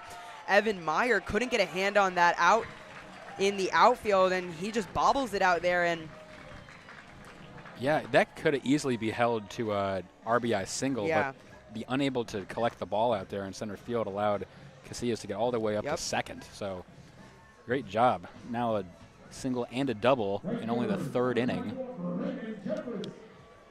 And so the Wolverines lead this game 6-0 now in the bottom of the 3rd inning. 2 outs, but still able to do damage with 2 batters away, and Braden Jeffries comes up to the plate again. Benny Casillas bouncing around. And Jeffries lines that one right back to Foster. Foster bats that one down with his glove, but able to pick it up and catch Braden Jeffries out at first base.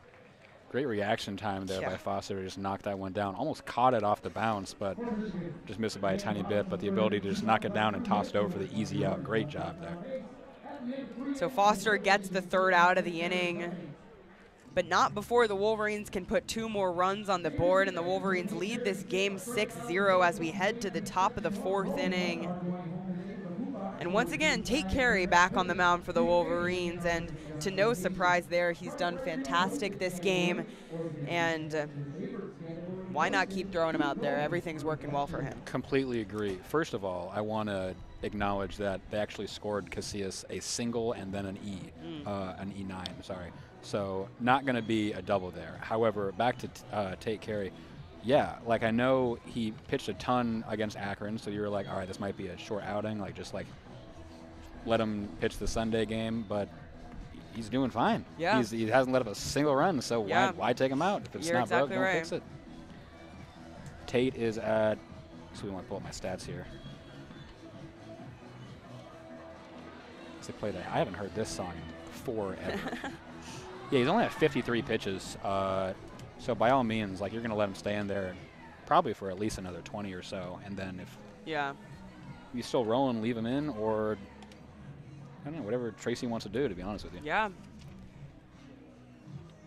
Tate Carey getting some valuable reps in and looking great while doing it. And especially as a freshman, he's emerging as a key piece in the Wolverines' rotation now.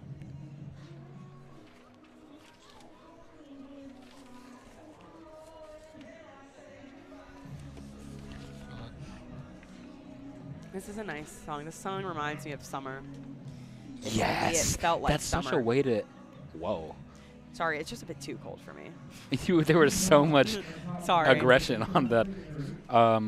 No, it's a great way to describe that song. I love songs that feel like a certain time. Yeah. I have a whole playlist on my phone of songs that I either associate with a place or a person. Fair. And sometimes it's so nice just to like go through it and like feel that.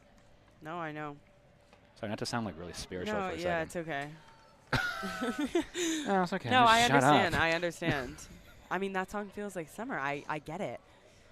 So Nolan Book is leading off the inning for baseball. the Mountaineers. Right. That's why we're here. An 0-2 count to him. Sorry. That one far outside. Matt Spear standing up a little bit. Nolan Book batting .305, but nothing going today, although like there's been very few going for Mount St. Mary's to begin with, as he gets that one rocketed nails him in the back. So he's going to take a free pass to first base. And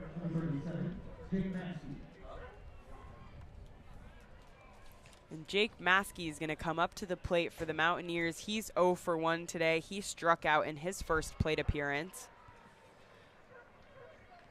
But a runner on early for the Mountaineers with no outs. As Tate Carey deals to Maskey that one. That one looked pretty good, but called for ball 1.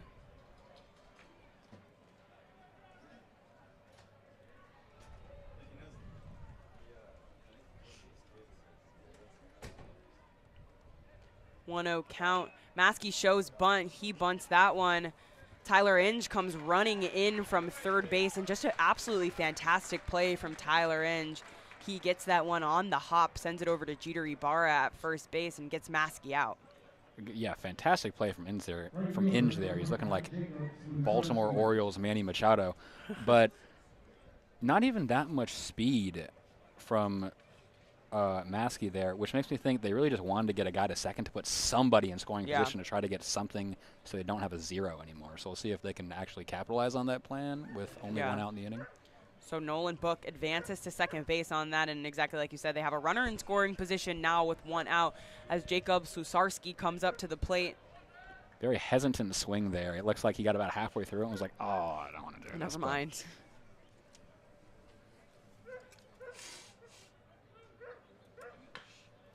Jacob Susarski pops that one up.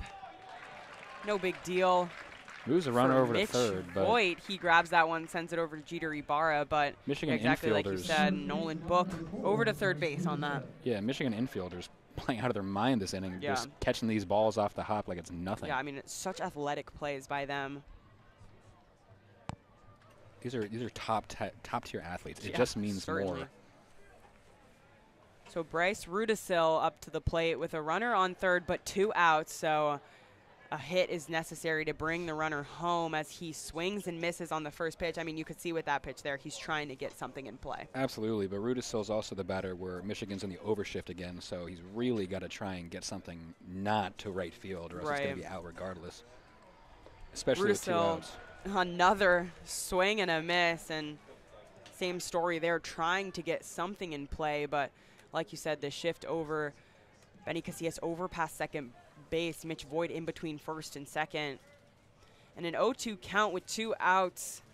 And Tate Carey gets him swinging on 3 pitches. And another strikeout for Tate Carey, his 6th of the game. And the Mountaineers strand a runner on third base. Yeah, just beautiful. 3 pitches, 3 huge swings. Tate Carey just absolutely had him flustered out there to get a 6th strikeout and, again, keep Mount St. Mary's with a 0 on the board. Amazing performance by Tate Carey yet again.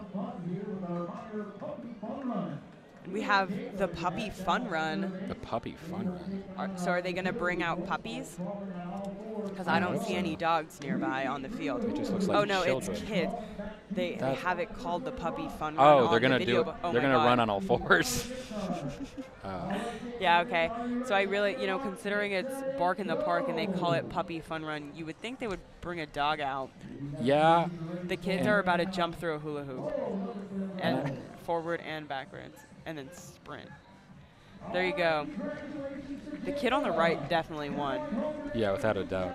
It's funny. I mean, now I feel stupid. But when it said puppy fun run and then they got out like hula hoops and stuff, I was like, how are there that many well-trained dogs at this event? And then 2 children are there, and I'm like, oh, that makes a lot more sense, actually. Yeah, but it should be called the kid fun run then. Yeah. Oh, well, it's fine. Bark in the Park themed. I know. They do kids run the bases sometimes. They should do dogs run the bases. Oh, my God, that'd be tremendous. Wouldn't that be fun? Yeah. Some of them are so cute. Look at the video board. They have pictures of the dogs up there. That's adorable. Aww. My dog would cause a ruckus if she was here. Oh, really? Is your dog? No, I don't mean this negatively. You're like one of those ones where when they're in public, you're like just yapping or barking? No, she's just like, she doesn't really like other people when me and my mom are around. She gets protective. She's protective. Yes. Okay. She doesn't even like let people in the house. There's like a select few people that are allowed in my house. I have 2 dogs. One of my dogs is like that, but it's just because he's dumb. And no, mine's mean. She chases my friends around. So Jacob Foster back on the mound for Mount St. Mary's as Mitch Voigt steps up to the plate. He faces an 0-1 count. Jake Foster's had the best performance so far out of all 3 of the Mount St. Mary's pitchers have been out. The pure speed approach is really working for We him. have the speed up there now. That was an 80-mile-per-hour. I swear to God that has not been here. No, that hasn't been there. That just started. I was like, there's no way I'm that blind. Yeah, I guess no. So the speed's showing up on the video board now, but an 0-2 count to Mitch Voigt. Yeah, I guess. That one upstairs. But yeah, we have the speed now, so keep you updated on some of those. Maybe they were like, all right, this guy's throwing so much, we should probably put that up there. Because I was like, no, I'm not that blind. I would have noticed that. No, it hasn't been up. Okay. It just started this inning. And Mitch Voigt laces that one down third base. Ty Frito doesn't even have to move. That one goes straight into his glove. But, boy, that ball was hit off the bat Absolutely. fast. No, that was tattooed into left field. Like, going to easily be a double, and then just right there was Frito. Again, like you said, didn't have to move. Just raised his glove up to his face and caught the ball. Yeah, I mean, perfect placement by the outfield or the infielders we've seen so far. No, I mean, they're in perfect the position. Mount St. Mary's scouting report is tremendous. They know where these guys hit.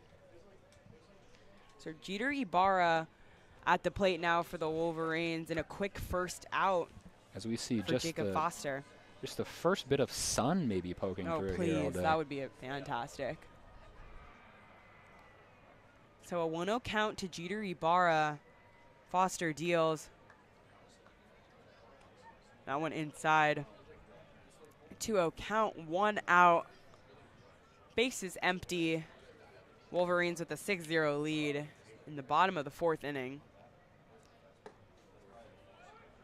86 miles an hour right down the middle. If you're Jeter Ibarra, you probably want another chance to see that. I mean, a perfect pitch there by Jacob Foster. He's done great. He's had good command so far. But that one's a little bit upstairs. Still 86 miles per hour, though. He's hovering around for that like high 80s mark. For his off-speed stuff, it goes more like high 70s, but still just grazing 90 for most of his fast. So a 3-1 count, and Jeter Ibarra makes contact with that one, a high fly ball. That one got out of there fast, but Slusarski, who's pinched in a little bit in the outfield towards center field, able to easily make the grab on that one. Jeter Ibarra marks the 2nd out of the inning. Both hits so far this inning, both times the batters have made contact, have been, there's so much velocity and speed on it, but it's just right towards wherever the fielder is. They're just getting kind of unlucky on the placement. And the Wolverines certainly are hitting balls that are getting out of here in a hurry. Just not able to drop in for any hits. Wind is blowing directly back toward center or home plate, so anytime it gets a little air, it's probably going to slow down as well. So the Wolverines are going to elect to have a pinch hitter in place for Cole Caruso in the form of Keegan O'Hearn.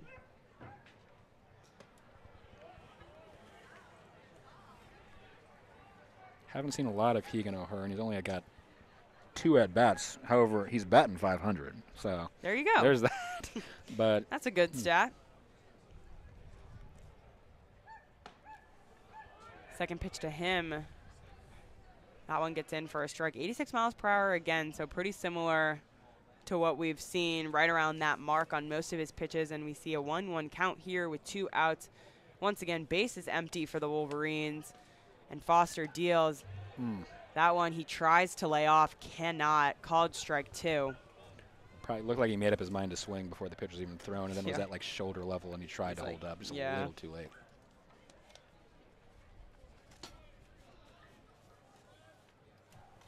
So a 1-2 count to the sophomore pinch hitter. Foster deals. O'Hearn once again gets off the bat in a hurry, but Jake Maskey is positioned perfectly, doesn't even have to move, and he easily grabs that one for the 3rd out of the inning, and the Wolverines down on 3 outs that were hit out of here in a hurry. Lots of velocity off those pitches and a lot of speed, but with perfectly positioned defensemen for the Mountaineers, they're able to make 3 easy outs. Absolutely. I mean, defensively, the Mount St. Mary's is borderline perfect. They have 1 error or 2 errors in the game, just off a couple fielding miscues. But in terms of their placement, they could not be set up better. So very impressive job defensively from the Mountaineers. Again, their bats are where stuff low-key starts to leave a lot to be desired. Pitching started off bad, but has become good at this point. Yeah, 3 amazing contact from all 3 batters for Michigan, and just right to wherever the Mountaineers players were sitting. I mean, yeah, you're exactly right. But the Wolverines still leading this game 6-0. 4 hits as opposed to Mount St. Mary's 3. And once again, Tate Carey coming back out to the mound. Yeah, no, that bullpen has got dust on it. They're just going to let him go. They're not even going to get someone up and moving around No, they haven't had a single person warm up. Until something starts to go wrong. And, I mean, we said this before, but I don't blame them. Tate Carey has been fantastic. He threw 4 innings, 3 hits, 6 strikeouts, and he's up to 64 pitches. So he's been impressive so far. Very impressive.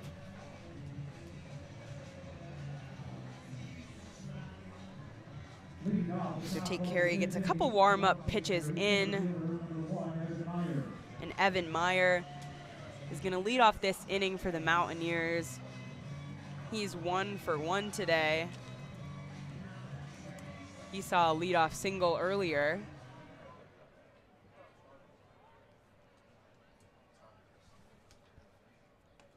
That first pitch from Tate Carey outside.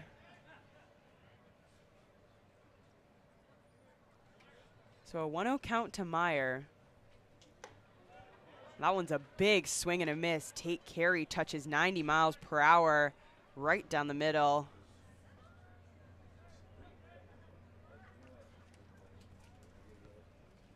1-1 count, another big swing and a miss. 91 mile per hour fastball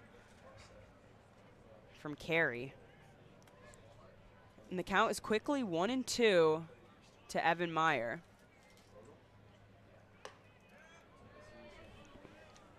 Oh, that's why. What happened? I was looking for where'd they put the pinch hitter in the field, and I realized Caruso was DH today. Hitter, yeah. Because I was going to mention that, and I was like, oh, he wasn't playing in the field today. My bad. All good. And a big swing and a miss. 91 miles an hour on the gun. That was insane.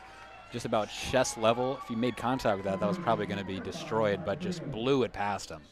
I mean, every swing and a miss at that at-bat was, I think, 90 or 91 miles per hour. So Tate Carey just throwing absolute heaters down the middle. And he gets another strikeout, his 7th of the game. Ty Frito comes up to the plate, who's 1 for 2 today. He had a single earlier. Oh, my God. What? Not that this is important. Some kid down here on the first base line has got the greatest Tennessee waterfall of a mullet I've ever seen in my entire life. Like, to the point where, like, when he gets older, if he plays ball, he's going to break. So 2 quick balls from Tate Carey. And it counts quickly 2-0 on Ty Frito. And Ty Frito laces that one right down the mound. And Tate Carey has to move out of the way a little bit, but Mitch Voigt is there to grab that one. Had the shift on again, playing right behind second base, was able to just bat that ball down. Great job in the positioning there. And again, great scouting report, just suggesting that he hits it right up the middle a lot. And sure enough, he did, and was able to throw it over to first for the easy out. So Tate Carey once again with a quick 2 outs to start off this top of the 5th inning. And now Sam Grube, the freshman, up to the plate. Wolverines still leading this one 6-0. Tate Carey is moving fast with his pitches. He's not giving the Mountaineers much time in between. No, he wants to still just come at him with speed. Yeah. Just don't even give you time to think. Just here's my stuff. So the count is quickly 2-0. That one right down the middle, a fastball, 91 miles per hour. And the count is 2-1 on Grube with 2 outs, no runners on. Mountaineers desperately trying to get something going. And again, 91 down the middle for Tate Carey. Tate Carey, it's going to be a 73rd pitch with 2 outs, so if he gets them out, not sure if it's going to be his last batter of the evening. Sam Grube fouls that one off. Back to the building there. One hits off the ceiling. Yeah, just rolling around on the roof there. Yeah. I think there's another ball up there, probably from earlier that no one grabbed down. Sam Grube makes contact with that one. Jonathan Kim doesn't have to move very far. He easily makes the grab. Easy fly Left out field. to left field, shallow left field like that.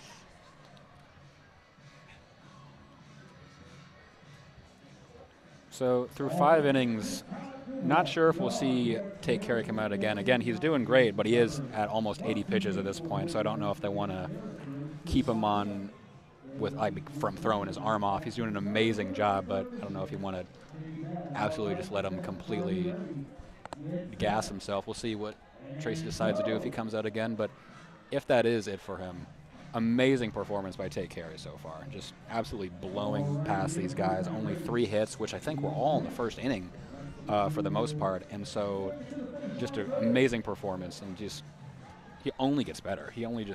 This entire season has just been him progressively getting better and better with every single start. Yeah, I mean, exactly like you said, Tate Carey has been so impressive, especially in his last 2 starts, but what another great outing for him it was today. And what did they say? They just said, like, the walk the dog race? What does that even mean? I have no idea. I was looking at what's his face, Jacob Foster. Yeah, I don't see it. Well, yeah, Jacob Foster coming back out for the Mountaineers. He's been their best pitcher of the day so far. We've seen good work out of him. He's gone 2 innings, and, you know, despite giving up 3 runs in the 3rd inning, he still put together a pretty productive outing. Jonathan Kim is going to lead off this inning for the Wolverines.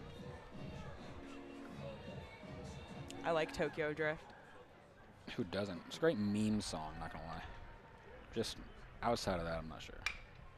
Jonathan Kim makes contact with the first pitch he sees. Sam Grube's easily able to make the grab on that one, toss it over to first base.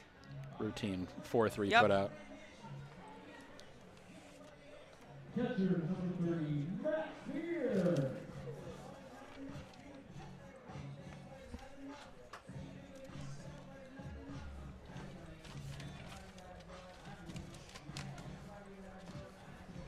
So the quick first out in the bottom of the 5th. Matt Spear is back up to the plate for the Wolverines. The first pitch from Foster is outside. Matt Spear, in his 2 plate appearances, he struck out in his first at-bat and singled in his second. Matt Spear laces that one to Sam Grube with the shift, and once again, Grube able to easily pick that one up and hand it off to first base. Also should mention that Mount St. Mary's has taken out Bryce Rudisil and replaced him with Patty Hebda at first base. So change in the field for the Mountaineers, just switching out first baseman.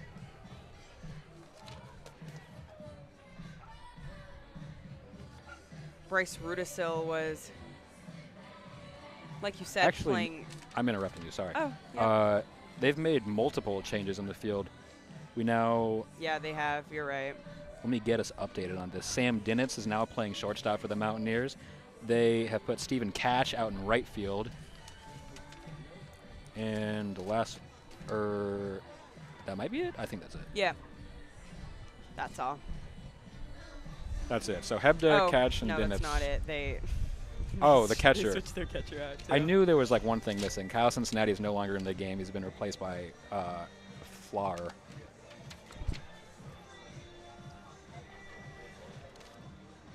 So in an effort to change some things up, get some new looks for the Mountaineers, they switch up their field alignment and their defensive arrangement. And Tyler Inge makes contact, and he sends that one all the way out to left field. Jake Maskey goes all the way back to the wall. but not able to get it before the ball bounces down, and Tyler Inge slides into second base with a double. And a 2-out double for the Wolverines. Another runner in scoring position. And he got a double off there, but honestly, still a great job by Maskey picking that off the bounce so that he couldn't even possibly go for third, because that one was laced in the left field. So there was, with his speed, there was a decent chance he could have stretched into 3 if they had trouble fielding it out there.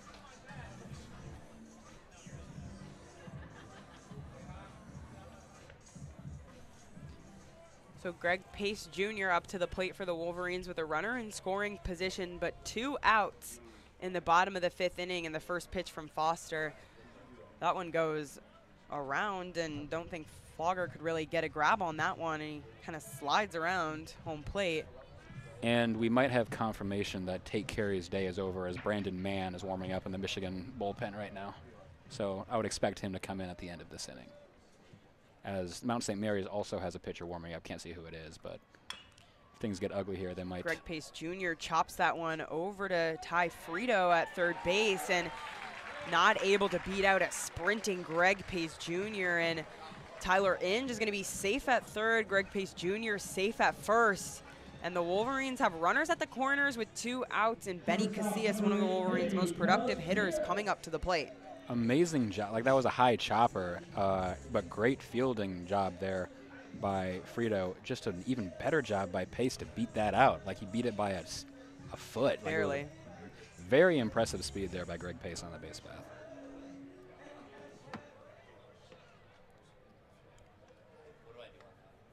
Foster checks on Greg Pace Jr. at first base. Casillas looking for his 3rd hit. He's got 2 two singles. One kind of was a double, but it was a single and an error. But looking to go 3 for 4 at this point. So before Foster even throws a pitch to Casillas, he's checked on Greg Pace Jr. twice over at first base. Tyler Inge leading off third. Runners at the corners for the Wolverines. 2 outs, bottom of the 5th inning. And Foster's first pitch to Casillas. That one just under 80 miles per hour. Doesn't hit the zone. Dog's going crazy at the Ring doorbell jingle again. Foster checks on Greg Pace Jr. at first base once again.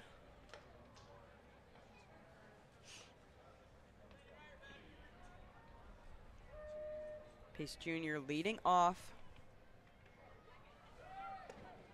Pace Jr. takes off for second base. He's safe. That's the second stolen base of the game for Greg Pace Jr. That looked like that the throw one was beat close. They called him safe, yeah, and you they're could see. they'll go and like review it now and talk about it. But Yeah. I don't know if he got his right foot just snuck in there a little bit beforehand, but Yeah, you could see Sam Grube put up the little headset yeah. sign with his hands. He wants a review. The umpires are going to head over to the third base side to take a look at that one. But if Greg Pace Jr. is called out, that ends the inning.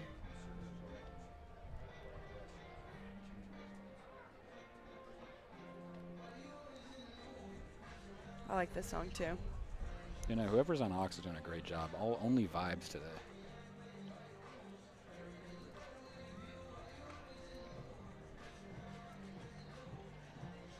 But yeah, just to recap, it looked like, again, great speed by Greg Pace. He very well might have gotten his right foot in there before the tag was applied. Yeah, it was close. But it was very close. If it was a tie, obviously it goes to the runner. But it looked like it might have beat him by a split second, and Grube thought he saw enough to be like, all right, review that. Yeah, and when you think about it, the call on the field was safe, so when they're looking at it, there has to be enough evidence to overturn the call. Undisputable evidence. Exactly. So, you know, if it looks close and it's pretty equal, they're going to go with the call on the field.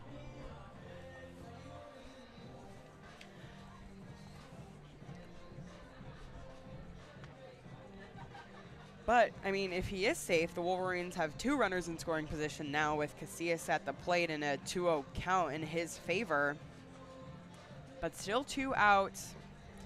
Mountaineers hoping to catch a break here. And, you know, like I said, if he's called out, then that ends the inning. And a much-needed break for Mount St. Mary's. Absolutely. While we're sitting here on air with nothing to do, I know I've told you this privately, but I want to say publicly again, just congratulations on being the WCBN station director next year. Thanks. Very excited I get to do this another year with you. Thanks. I appreciate it. I'm in this weird, as a junior started at community college, I'm in this weird thing where, like, I'm sad I only have one more year, but so glad I have one more year. You know what I mean? Yeah, so they're going to call him out. Yeah, the call on the field's overturned. Greg Pace Jr. caught stealing second base. That ends the inning for the Wolverines. And despite having a runner on third and a runner on first with 2 outs, Mount St. Mary's gets out of the inning unscathed. Which, honestly, I don't mind that call, because even if he gets out, you had Casillas batting, so Casillas will lead you off the next time. Yeah, good spot to be in. Yeah, that looked like it was a very generous call in the field. It looked like he was beat. So I think that was a correct call there. Great job by the umpires getting it right. And now we're going to see a pitching change, as sure enough, Brandon Mann will come in, take over for Tate Carey. Amazing job he did, but now we'll see a little bit of Brandon. We haven't seen a lot of him this year. He has only pitched 2 innings. He has a 33.75 ERA, so obviously that's not. Yeah, like not a lot of sample size to work with for him. Well, He's only pitched 2 innings, like you said, but a chance for him to lower that, get some good work in against a Mount St. Mary's team that's been struggling to hit all series long. So this is a good confidence boost for him if he's able to put some good work in and get 3 quick outs. You know, I mean, like you said, Tate Carey had a fantastic performance for the Wolverines. Brandon Mann looking to keep that stretch going. And, I mean, the Wolverines pitching this entire series has been nothing short of fantastic. No, it's been phenomenal. 1 run allowed over 2.5 games at this point. Like, it's just absolutely incredible. We're going to have some defensive changes in the field for Michigan, too. We'll get those for you in a second once we find out all of them.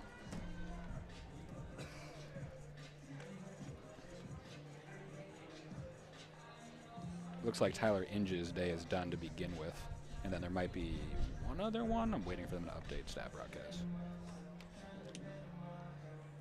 Yeah.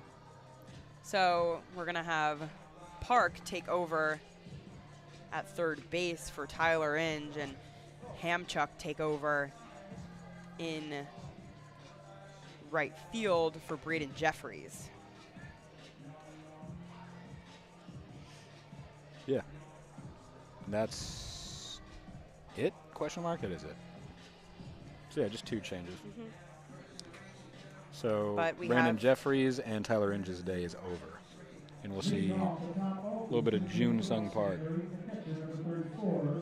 And the Mountaineers are going to elect to make another switch here with Joey Agar coming up for his first plate appearance of the day. And Brandon Mann getting his first look on the mound today. The first pitch from Mann, that one touches 90 miles per hour, but a little bit outside for ball 1. So picking up right where Tate Carey left off with those 90 mile per hour fastballs.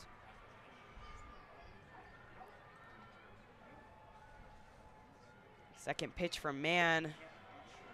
Almost the same exact pitch as the one before. 90 mile per hour fastball, just a little bit outside for ball 2. And Joey Agar's first at bat of the day.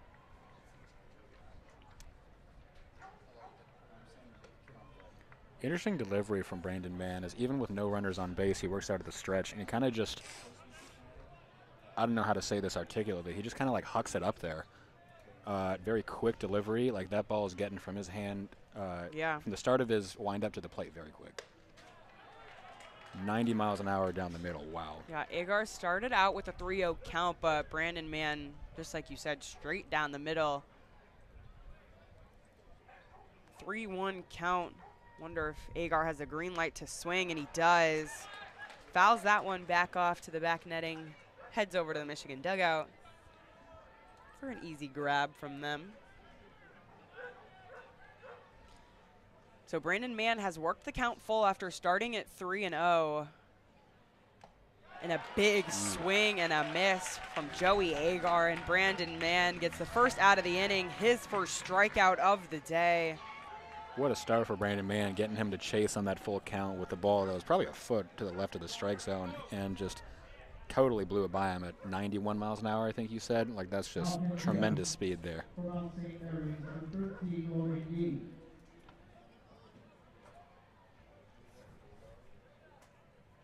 So we have another change for Mount St. Mary's. They have Logan Yee coming up to the plate for his first appearance of the day. And, you know, you kind of just see them switching it out, getting all their bench players in, really getting everyone a look. Get everyone some reps at this point. I mean, Yeah. you're down 6-0 in the 5th inning in the last game. Like, get everyone an appearance. Yeah, I mean, especially after struggling early on in this one.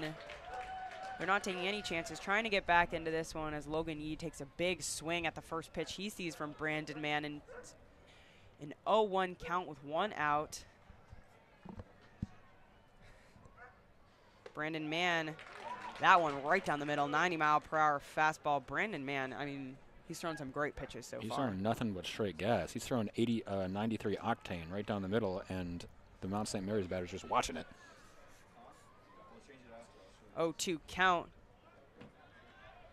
That one looks like hit off Matt Spear, I think, and bounced up, so that's ball 1.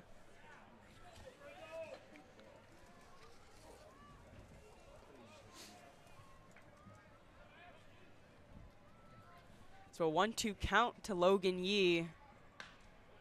He makes contact with that one. That one's high. Ooh, this can hit a car. But that, yeah. Oh, no, it's just in the middle of him. One bounces in between the 2 lanes of cars in the parking lot.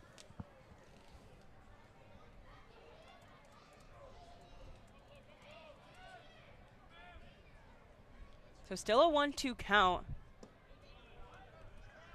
That one a touch outside, but 92 miles per hour. Yeah, incredible speed here from Brandon Mann. So the count's evened up at 2. With 1 out, bases empty. Ooh. That one 91 miles per hour and nails Logan Yee in his forearm.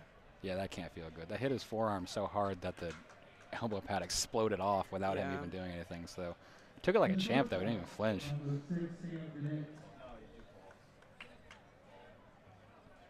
So Logan Yee takes first base, and Sam Dinitz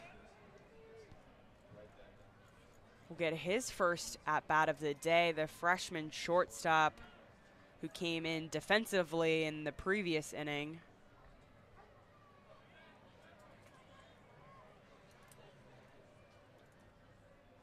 So 1 out and 1 runner on. That ball gets behind Matt Spear. Still a called strike, though, so yeah. Good job to keep the runner from advancing, just grabbing that.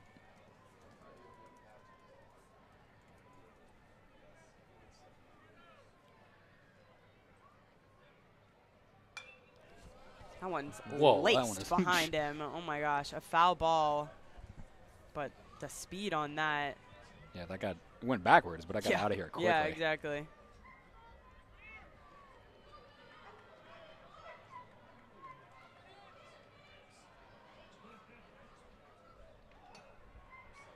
Sam Dinitz shows bunt, but that one is bunted foul towards the Michigan dugout. With 2 strikes, though, that'll be it. So very interesting call, bunting with 2 strikes with only 1 out. But yeah, sure thing. Now Jake Maskey will come back up. Mm-hmm.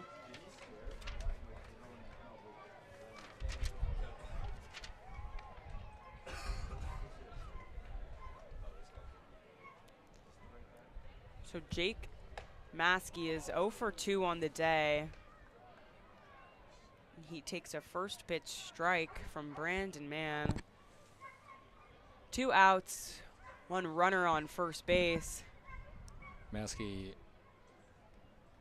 has only seen his average dip today, now down to 138, so definitely wants to find some way to turn that around. 0 for 2, already not what you're looking for.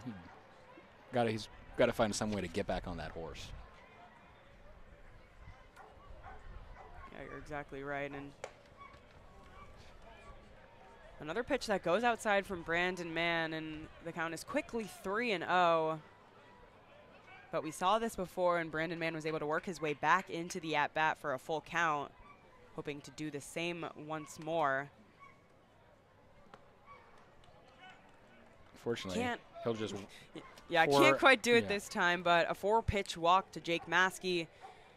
And the Mountaineers have runners on first and second with 2 outs. Yeah, don't look now, but the Mountaineers finally have something going. 2 outs, 2 on. Going to see a mound visit here.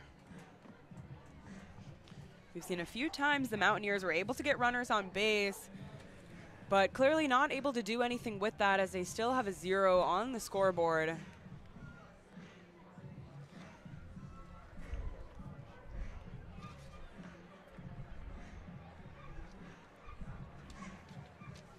Mount St. Mary's is going to have Stephen Cash coming up to the plate, who's batting 125, so not the most prolific hitter in the world, but definitely has the opportunity to make some noise here. Just a quick mound visit. Michigan has nobody going up in the bullpen at the moment, so for now they're going to stick with Brandon Mann. He's not throwing, he's just doing stretches, like, you know. Okay, fair. He's still got his track jacket on. Yeah, so sweatshirt on.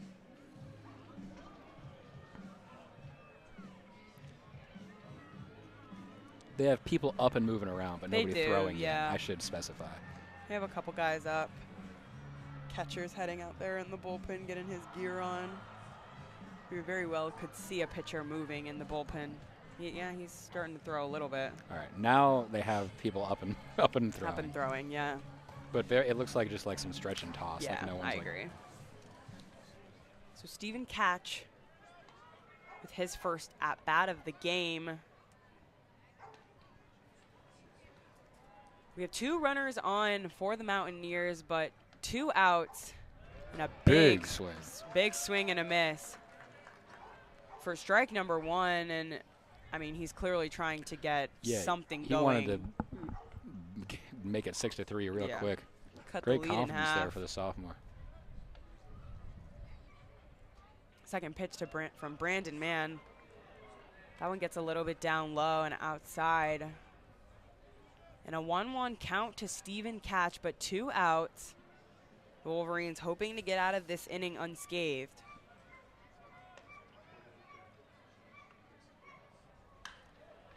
Stephen Catch makes contact, hits a high fly ball. Hamchuk chases that one down the line. Just a little that one too far heads into the Mount St. Mary's bullpen, out of reach from Hamchuk. Just didn't get all that one. Probably glad he didn't. If that was more in the infield, it would have been an easy pop fly. But wind carried it out to the bullpen, so Catch will get another opportunity.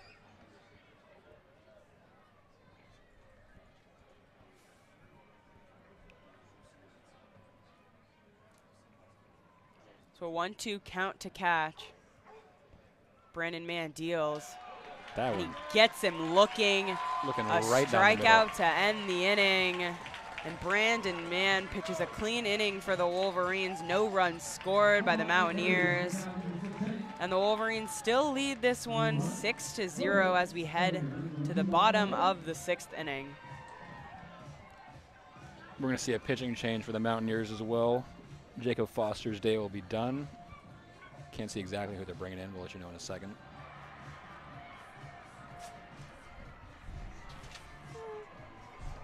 My papers are blowing in the wind.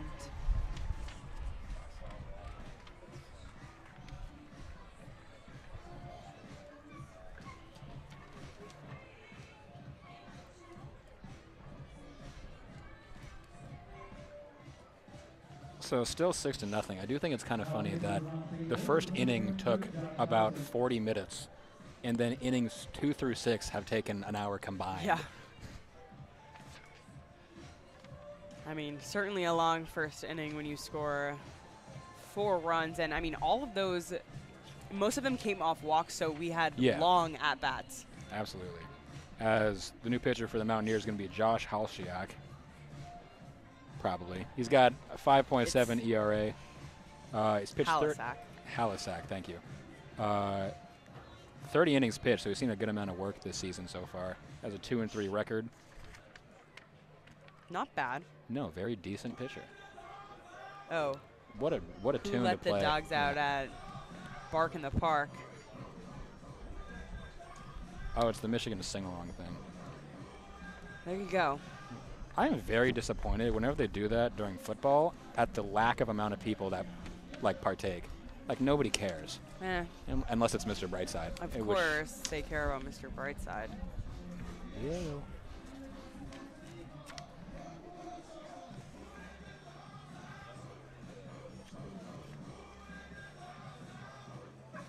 So as Halisack gets his warm-up pitches into Who Let the Dogs Out.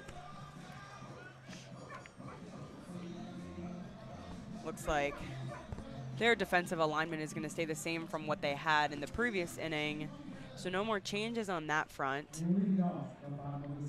And Benny Casillas will come back up to bat. We saw him bat to end off the bottom of the 5th inning, but Greg Pace Jr. was caught stealing, so his at-bat was cut short. But because of that, he comes back up again because he did not get to finish his at-bat previously. So Benny Casillas gets another chance at the plate.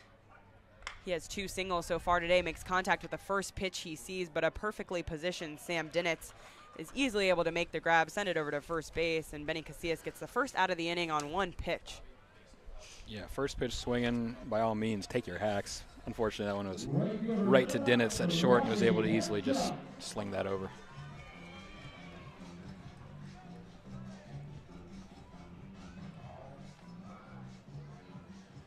So Robbie Hamchuk came in to play right field earlier, but he's now getting his first at-bat of this game.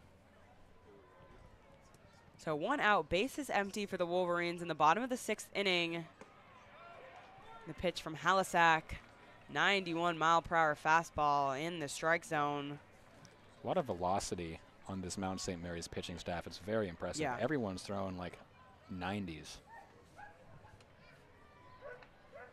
So pitch number 2 from Halisack, and a big swing and a miss from Hamchuk, quickly 0-2. Yeah, took a big hack at that one. Wanted to take that 91 miles an hour and send it the other way.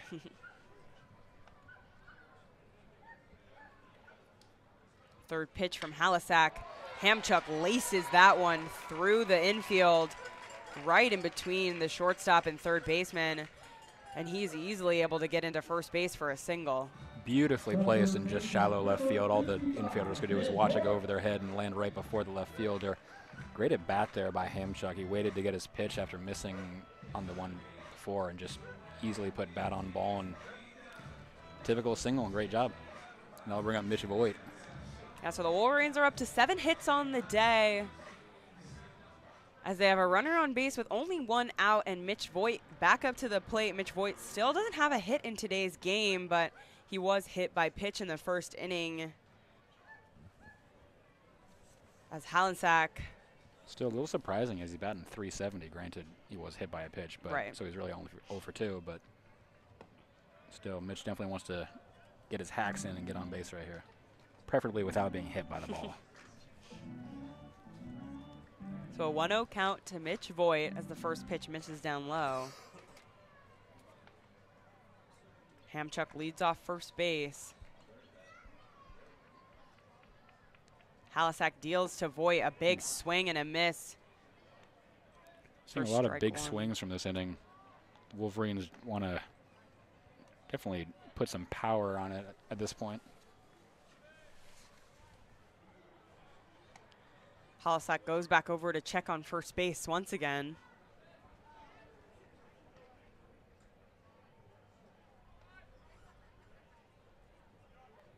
Hamchuk leads off first. Mitch Voigt at the plate fouls that one back into the back netting behind home plate. Yeah, they keep trying to get Hamchuk at first, who does not have a single stolen base attempt on the year. So they've been checking on everyone all game. Yeah, they really like checking on whoever's on first. Yeah. You could put David Ortiz on first base, and they're going to throw over. Not taking any risks anymore in this game. They want to keep the score at 6-0. And with a 1-2 count to Mitch Voigt, almost identical to the pitch he faced before, and he fouls that one off once again at the back netting. So a 1-2 count to Mitch Voigt. 1 out, 1 on first. Bottom of the 6th inning for the Wolverines in Ann Arbor with a 6-0 lead.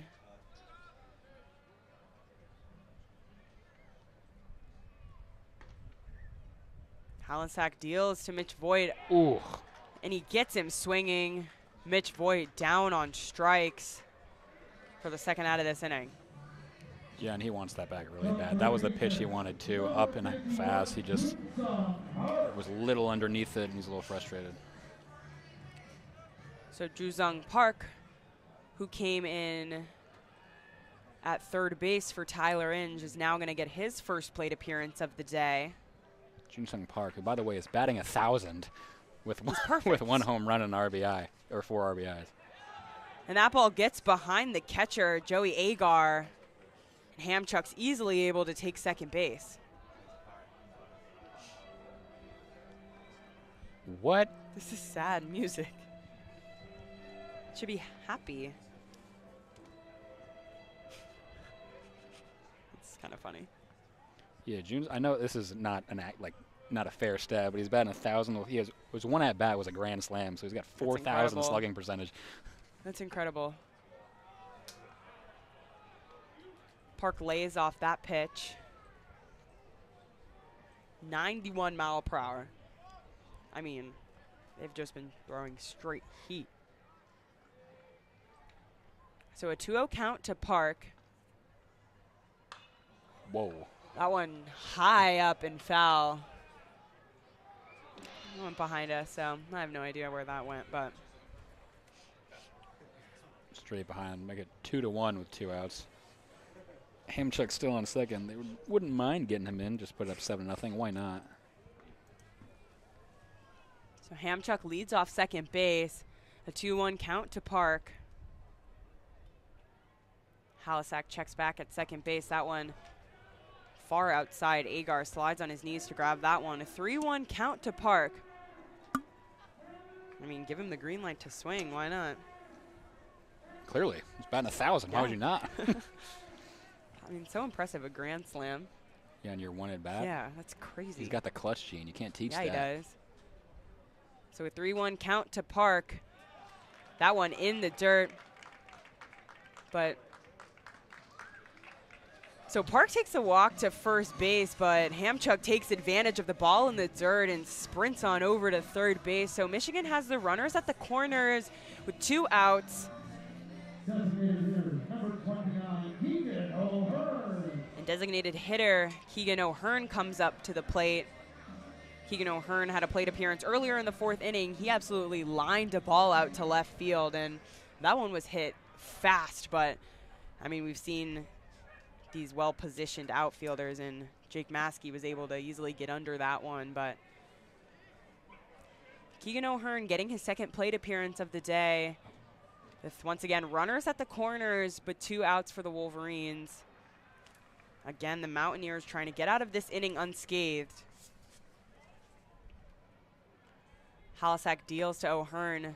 A swing and a miss, 91 miles per hour down the middle. 1-1 count to O'Hearn.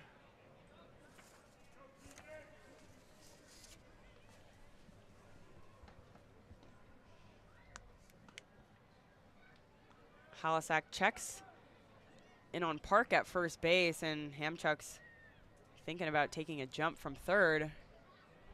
I mean, Frito is playing 20 feet off the bag. He can basically walk halfway down the baseline if he wants. The pitch for Halisack. That one's outside on the edge of the zone for ball 2.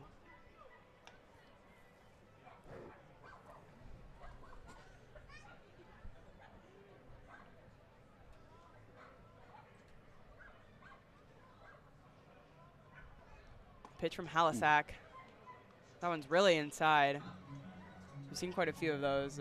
Michigan batters having to quickly move out of the way a little bit to avoid getting hit by pitch. I mean, we saw players got hit by pitch earlier. Mitch Voigt, one of those that got hit by pitch. And a 3-1 count to O'Hearn, but 2 outs.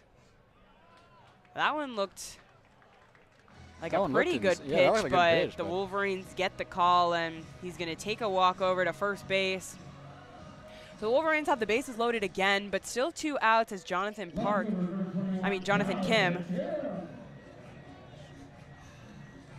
comes up to the plate.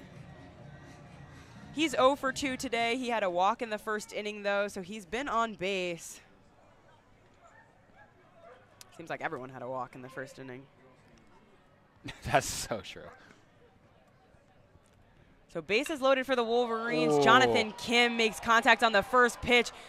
That one almost over the wall, but not quite. Gets all the way back to the warning track. The Wolverines are going to clear the bases as Jonathan Kim is in there for a double. And the Wolverines are going to take a 9-0 lead against the Mountaineers.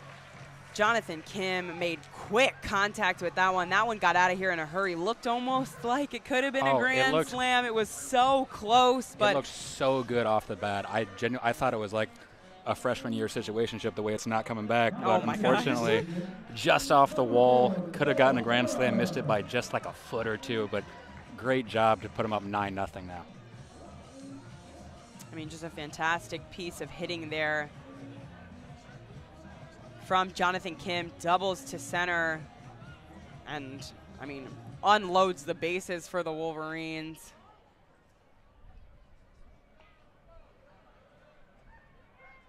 And Noah Miller, the freshman catcher, is going to come in for Matt Spear. So the catcher taking out the other catcher. And he gets his first at-bat of the day. Still 2 outs for the Wolverines and a runner in scoring position. I'm laughing at my own joke. Okay. Oh, the Wolverine Stormtrooper is here, as he is to every athletic event in the history of this university. Stormtrooper was at softball yesterday, actually. He was probably at softball 20 minutes ago, and he made his way over here. Yeah, maybe. So the count's quickly 0-2 to Miller. Halisack 1 strike away from getting out of this inning. Doesn't get the call there. Looked a little inside, but Miller moved out of the way on that one a little bit, probably helping out his own case.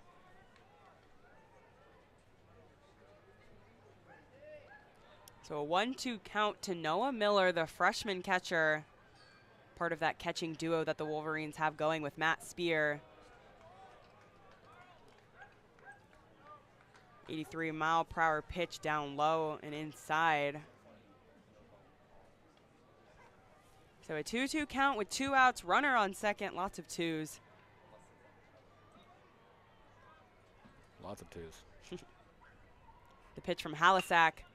Noah Miller makes contact, but Sam Grube is there. He easily makes a throw over to first base, and the inning is over, but not before the Wolverines were able to unload the bases on a Jonathan Kim double and take a 9-0 lead as we head into the top of the 7th inning. Zach, we've just seen incredible hitting from the Wolverines this game and this series. They're up to 8 hits, 9 runs. And just everyone's really involved. Just perfection in the batter's box. Everyone is so patient. They're waiting for their pitch. They're taking their walks if they're given them, which is why it's so easy to load the bases today.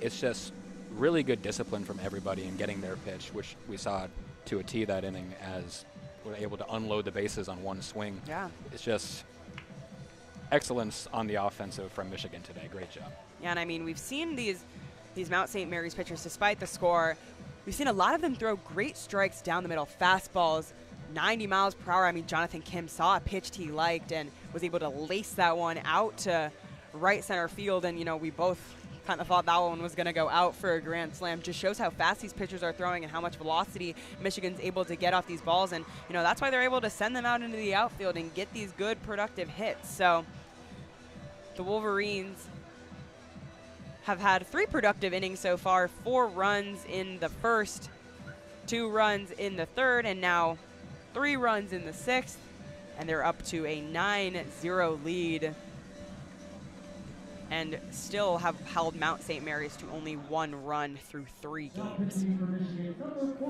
Very impressive. So we have a new pitcher coming in for the Wolverines, number 45, freshman Preston Barr. His older brother, Kurt Barr, was the starting pitcher for the Wolverines yesterday. He went 8 innings in a 3-1 win for Michigan. But now little brother's coming in, Preston Barr. Time out for 1 second. Sure. Do you not, I'm not meaning this in like a sexist way. As a woman, do you understand the importance of his walk-up music? What song is this? Oh, it's the I can barely hear. It's the Tavon Austin highlight tape remix, which is a rite of passage for every dude in high school. I don't know. My bad, I'm not a boy.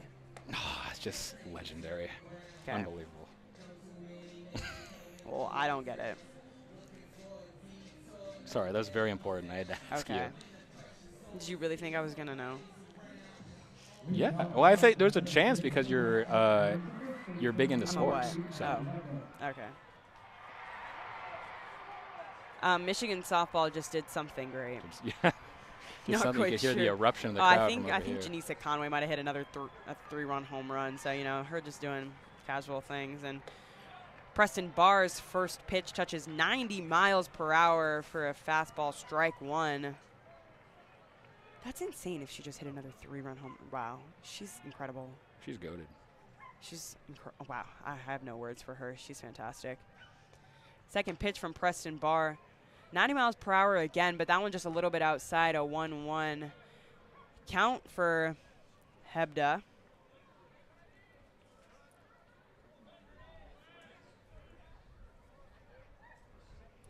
This is his first at-bat of the game, and he makes contact with that pitch. Greg Pace Jr. runs in from center field.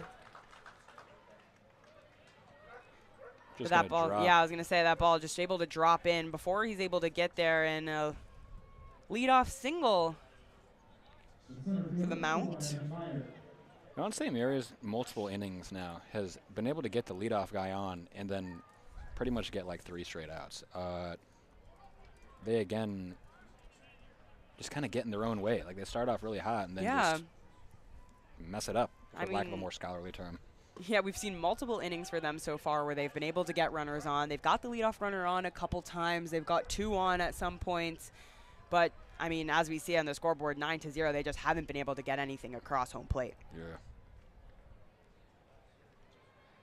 So a 1-0 count to Evan Meyer, the sophomore center fielder. He hits a high fly ball out to right field. Hamchuk runs over to the wall, crashes into the side on right field that blocks off the Mount St. Mary's bullpen, but that one drops in the bullpen before he's able to get there. I was worried he was going to just destroy himself on that wall. He was looking straight up.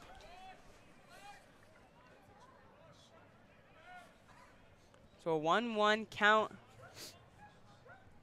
to Evan Meyer. No outs, runner on first for Mount St. Mary's, just trying to get anything in play at this point. Hebda takes off from second base. He's going to retreat to first after Meyer fouled that ball off.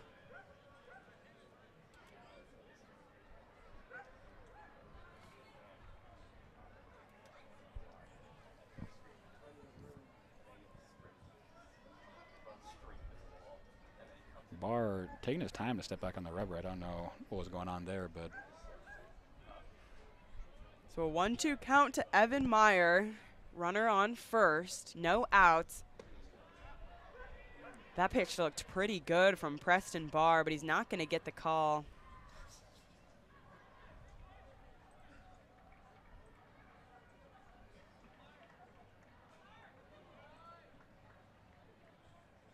So a 2-2 count to Meyer.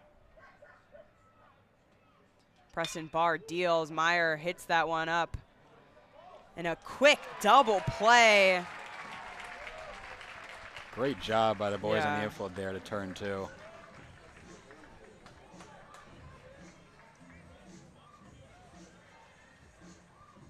Again, sounded good off the bat, but didn't look good in terms of contact. Just grounded it right to in, just short. He was able to throw it over to Benny, and he just slings it over to first for the easy double play.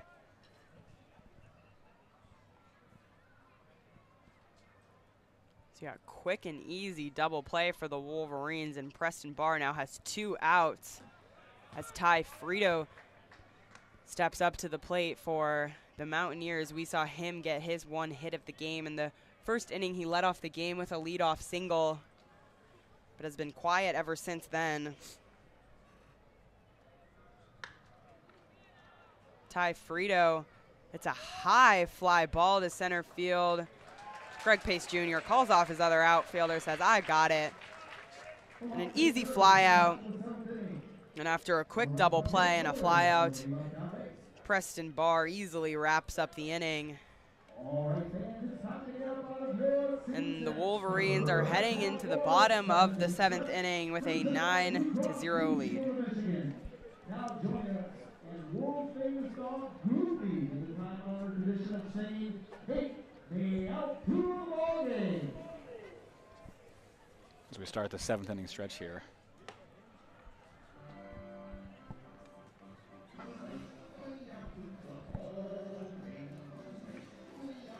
I frequently think, I mean, more in the major leagues when you play 162 games, you think that if you hear "take me out to the ball game" 162 times, by the end of it, you're like, all right, like I'm kind of sick of this. I'm sick of it. But it's a special edition. Can you tell? It's Goofy singing yeah. it because it's Bark in the Park, obviously, so they have to have a dog singing, you know, "Take me out to the ball game" for the 7th inning stretch. Of course, I can't believe there's a recording of Goofy singing. Yeah, "Take you me out to know, the ball how did game." they get, it's probably like AI these days. AI can do anything.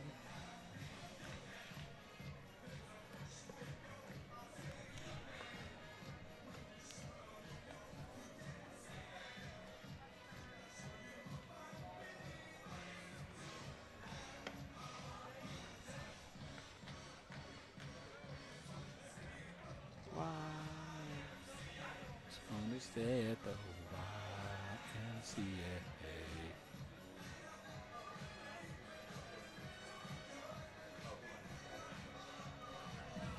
Leading off the bottom of the 7th inning for Michigan, shortstop number 15, Tyler. Leading off the bottom of the 7th inning for the Wolverines is shortstop Tyler Inge.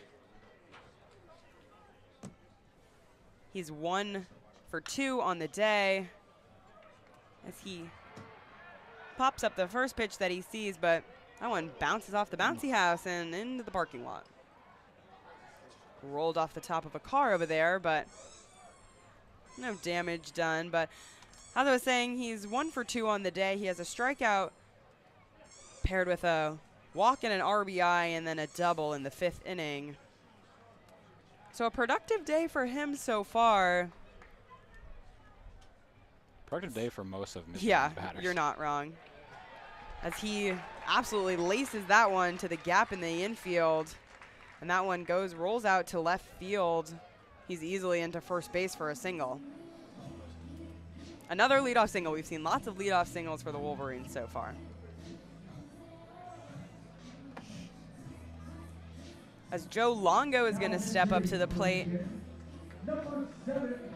Pinch hitter getting his first plate appearance of the day. So both teams running through their benches, getting lots of guys involved in the action today. And a good opportunity for Joe Longo as he's pinch hitting for Greg Pace.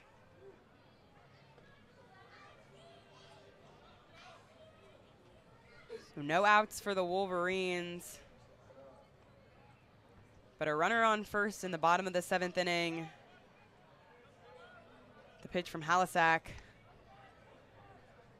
in the dirt. Agar able to stop that one from getting behind him. And Tyler Inge ready to take off.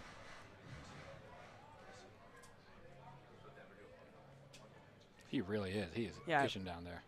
Tyler Inge with a nice lead off first base, a 1-1 count to Joe Longo. Joe Longo sends a crushing high fly ball, but Evan Meyer able to settle under that one.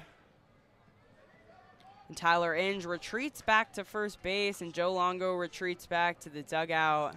Just a little too much on that. Probably the wind blowing the opposite direction didn't help either, but just faltered enough to be an easy play by Meyer out there in center field. So Benny Casillas steps up to the plate for his 5th plate appearance of the day. So some guys getting their first appearance, but Benny Casillas not going anywhere. His 5th at bat, he has 2 singles, 2 for 4 today. So still that runner on first, 1 out for the Wolverines, 90-mile-per-hour fastball down the middle for strike 1.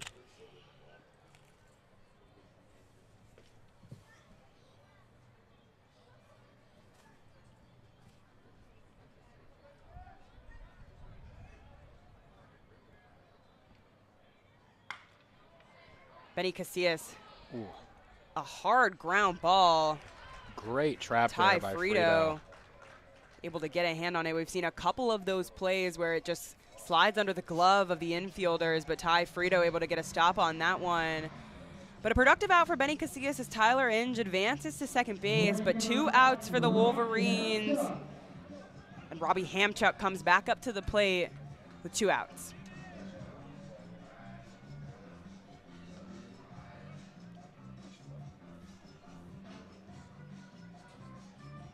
This is a fun walk-up song. Very fun. Only a second plate appearance in the game. His first was a single. See if he can go for 2 for 2. Halisack deals. That one in the dirt again. Agar quick to make a jump on that because, you know, we saw it at first base, but Tyler Inge is ready to take off.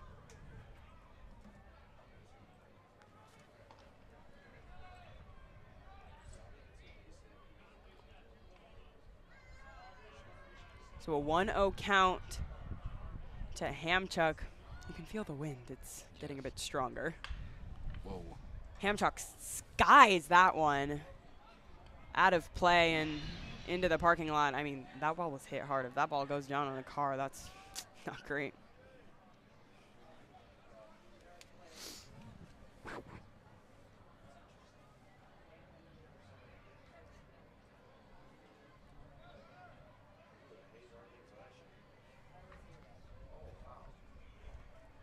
One count, a big swing and a miss from Hamchuk for the second strike, 89 miles per hour.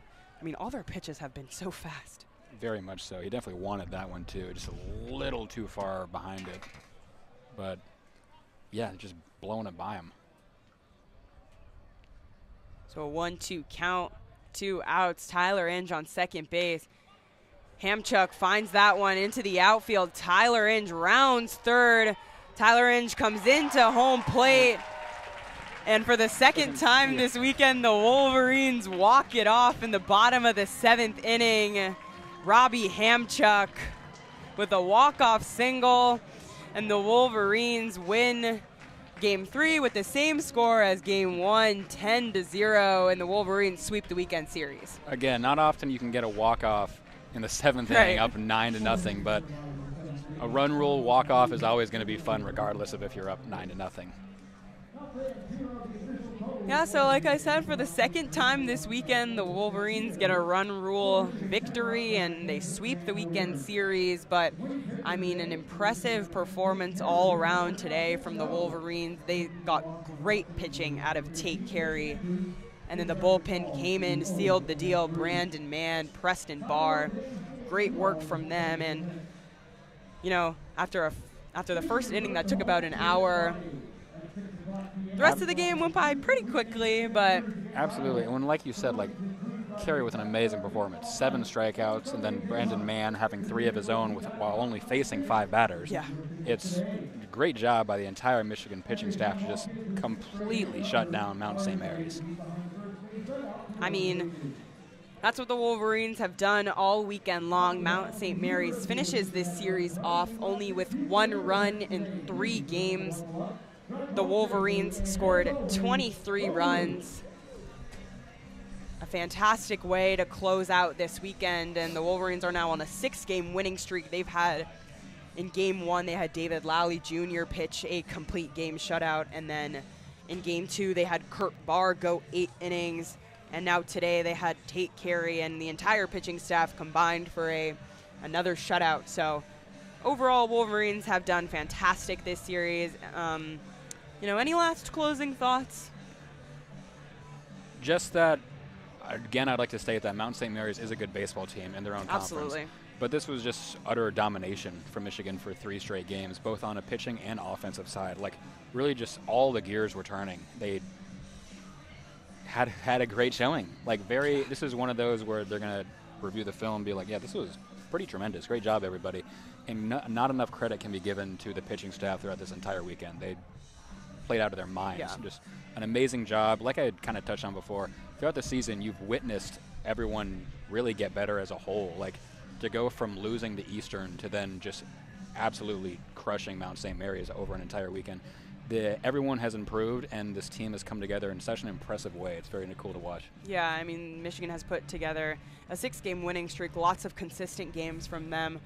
They've done great over that stretch, but that'll do things for this weekend here in Ann Arbor from WCBN Sports. We thank you so much for tuning in this weekend. I'm Jaden Fode, alongside me, Zach Warshaw. We had a great time calling this game.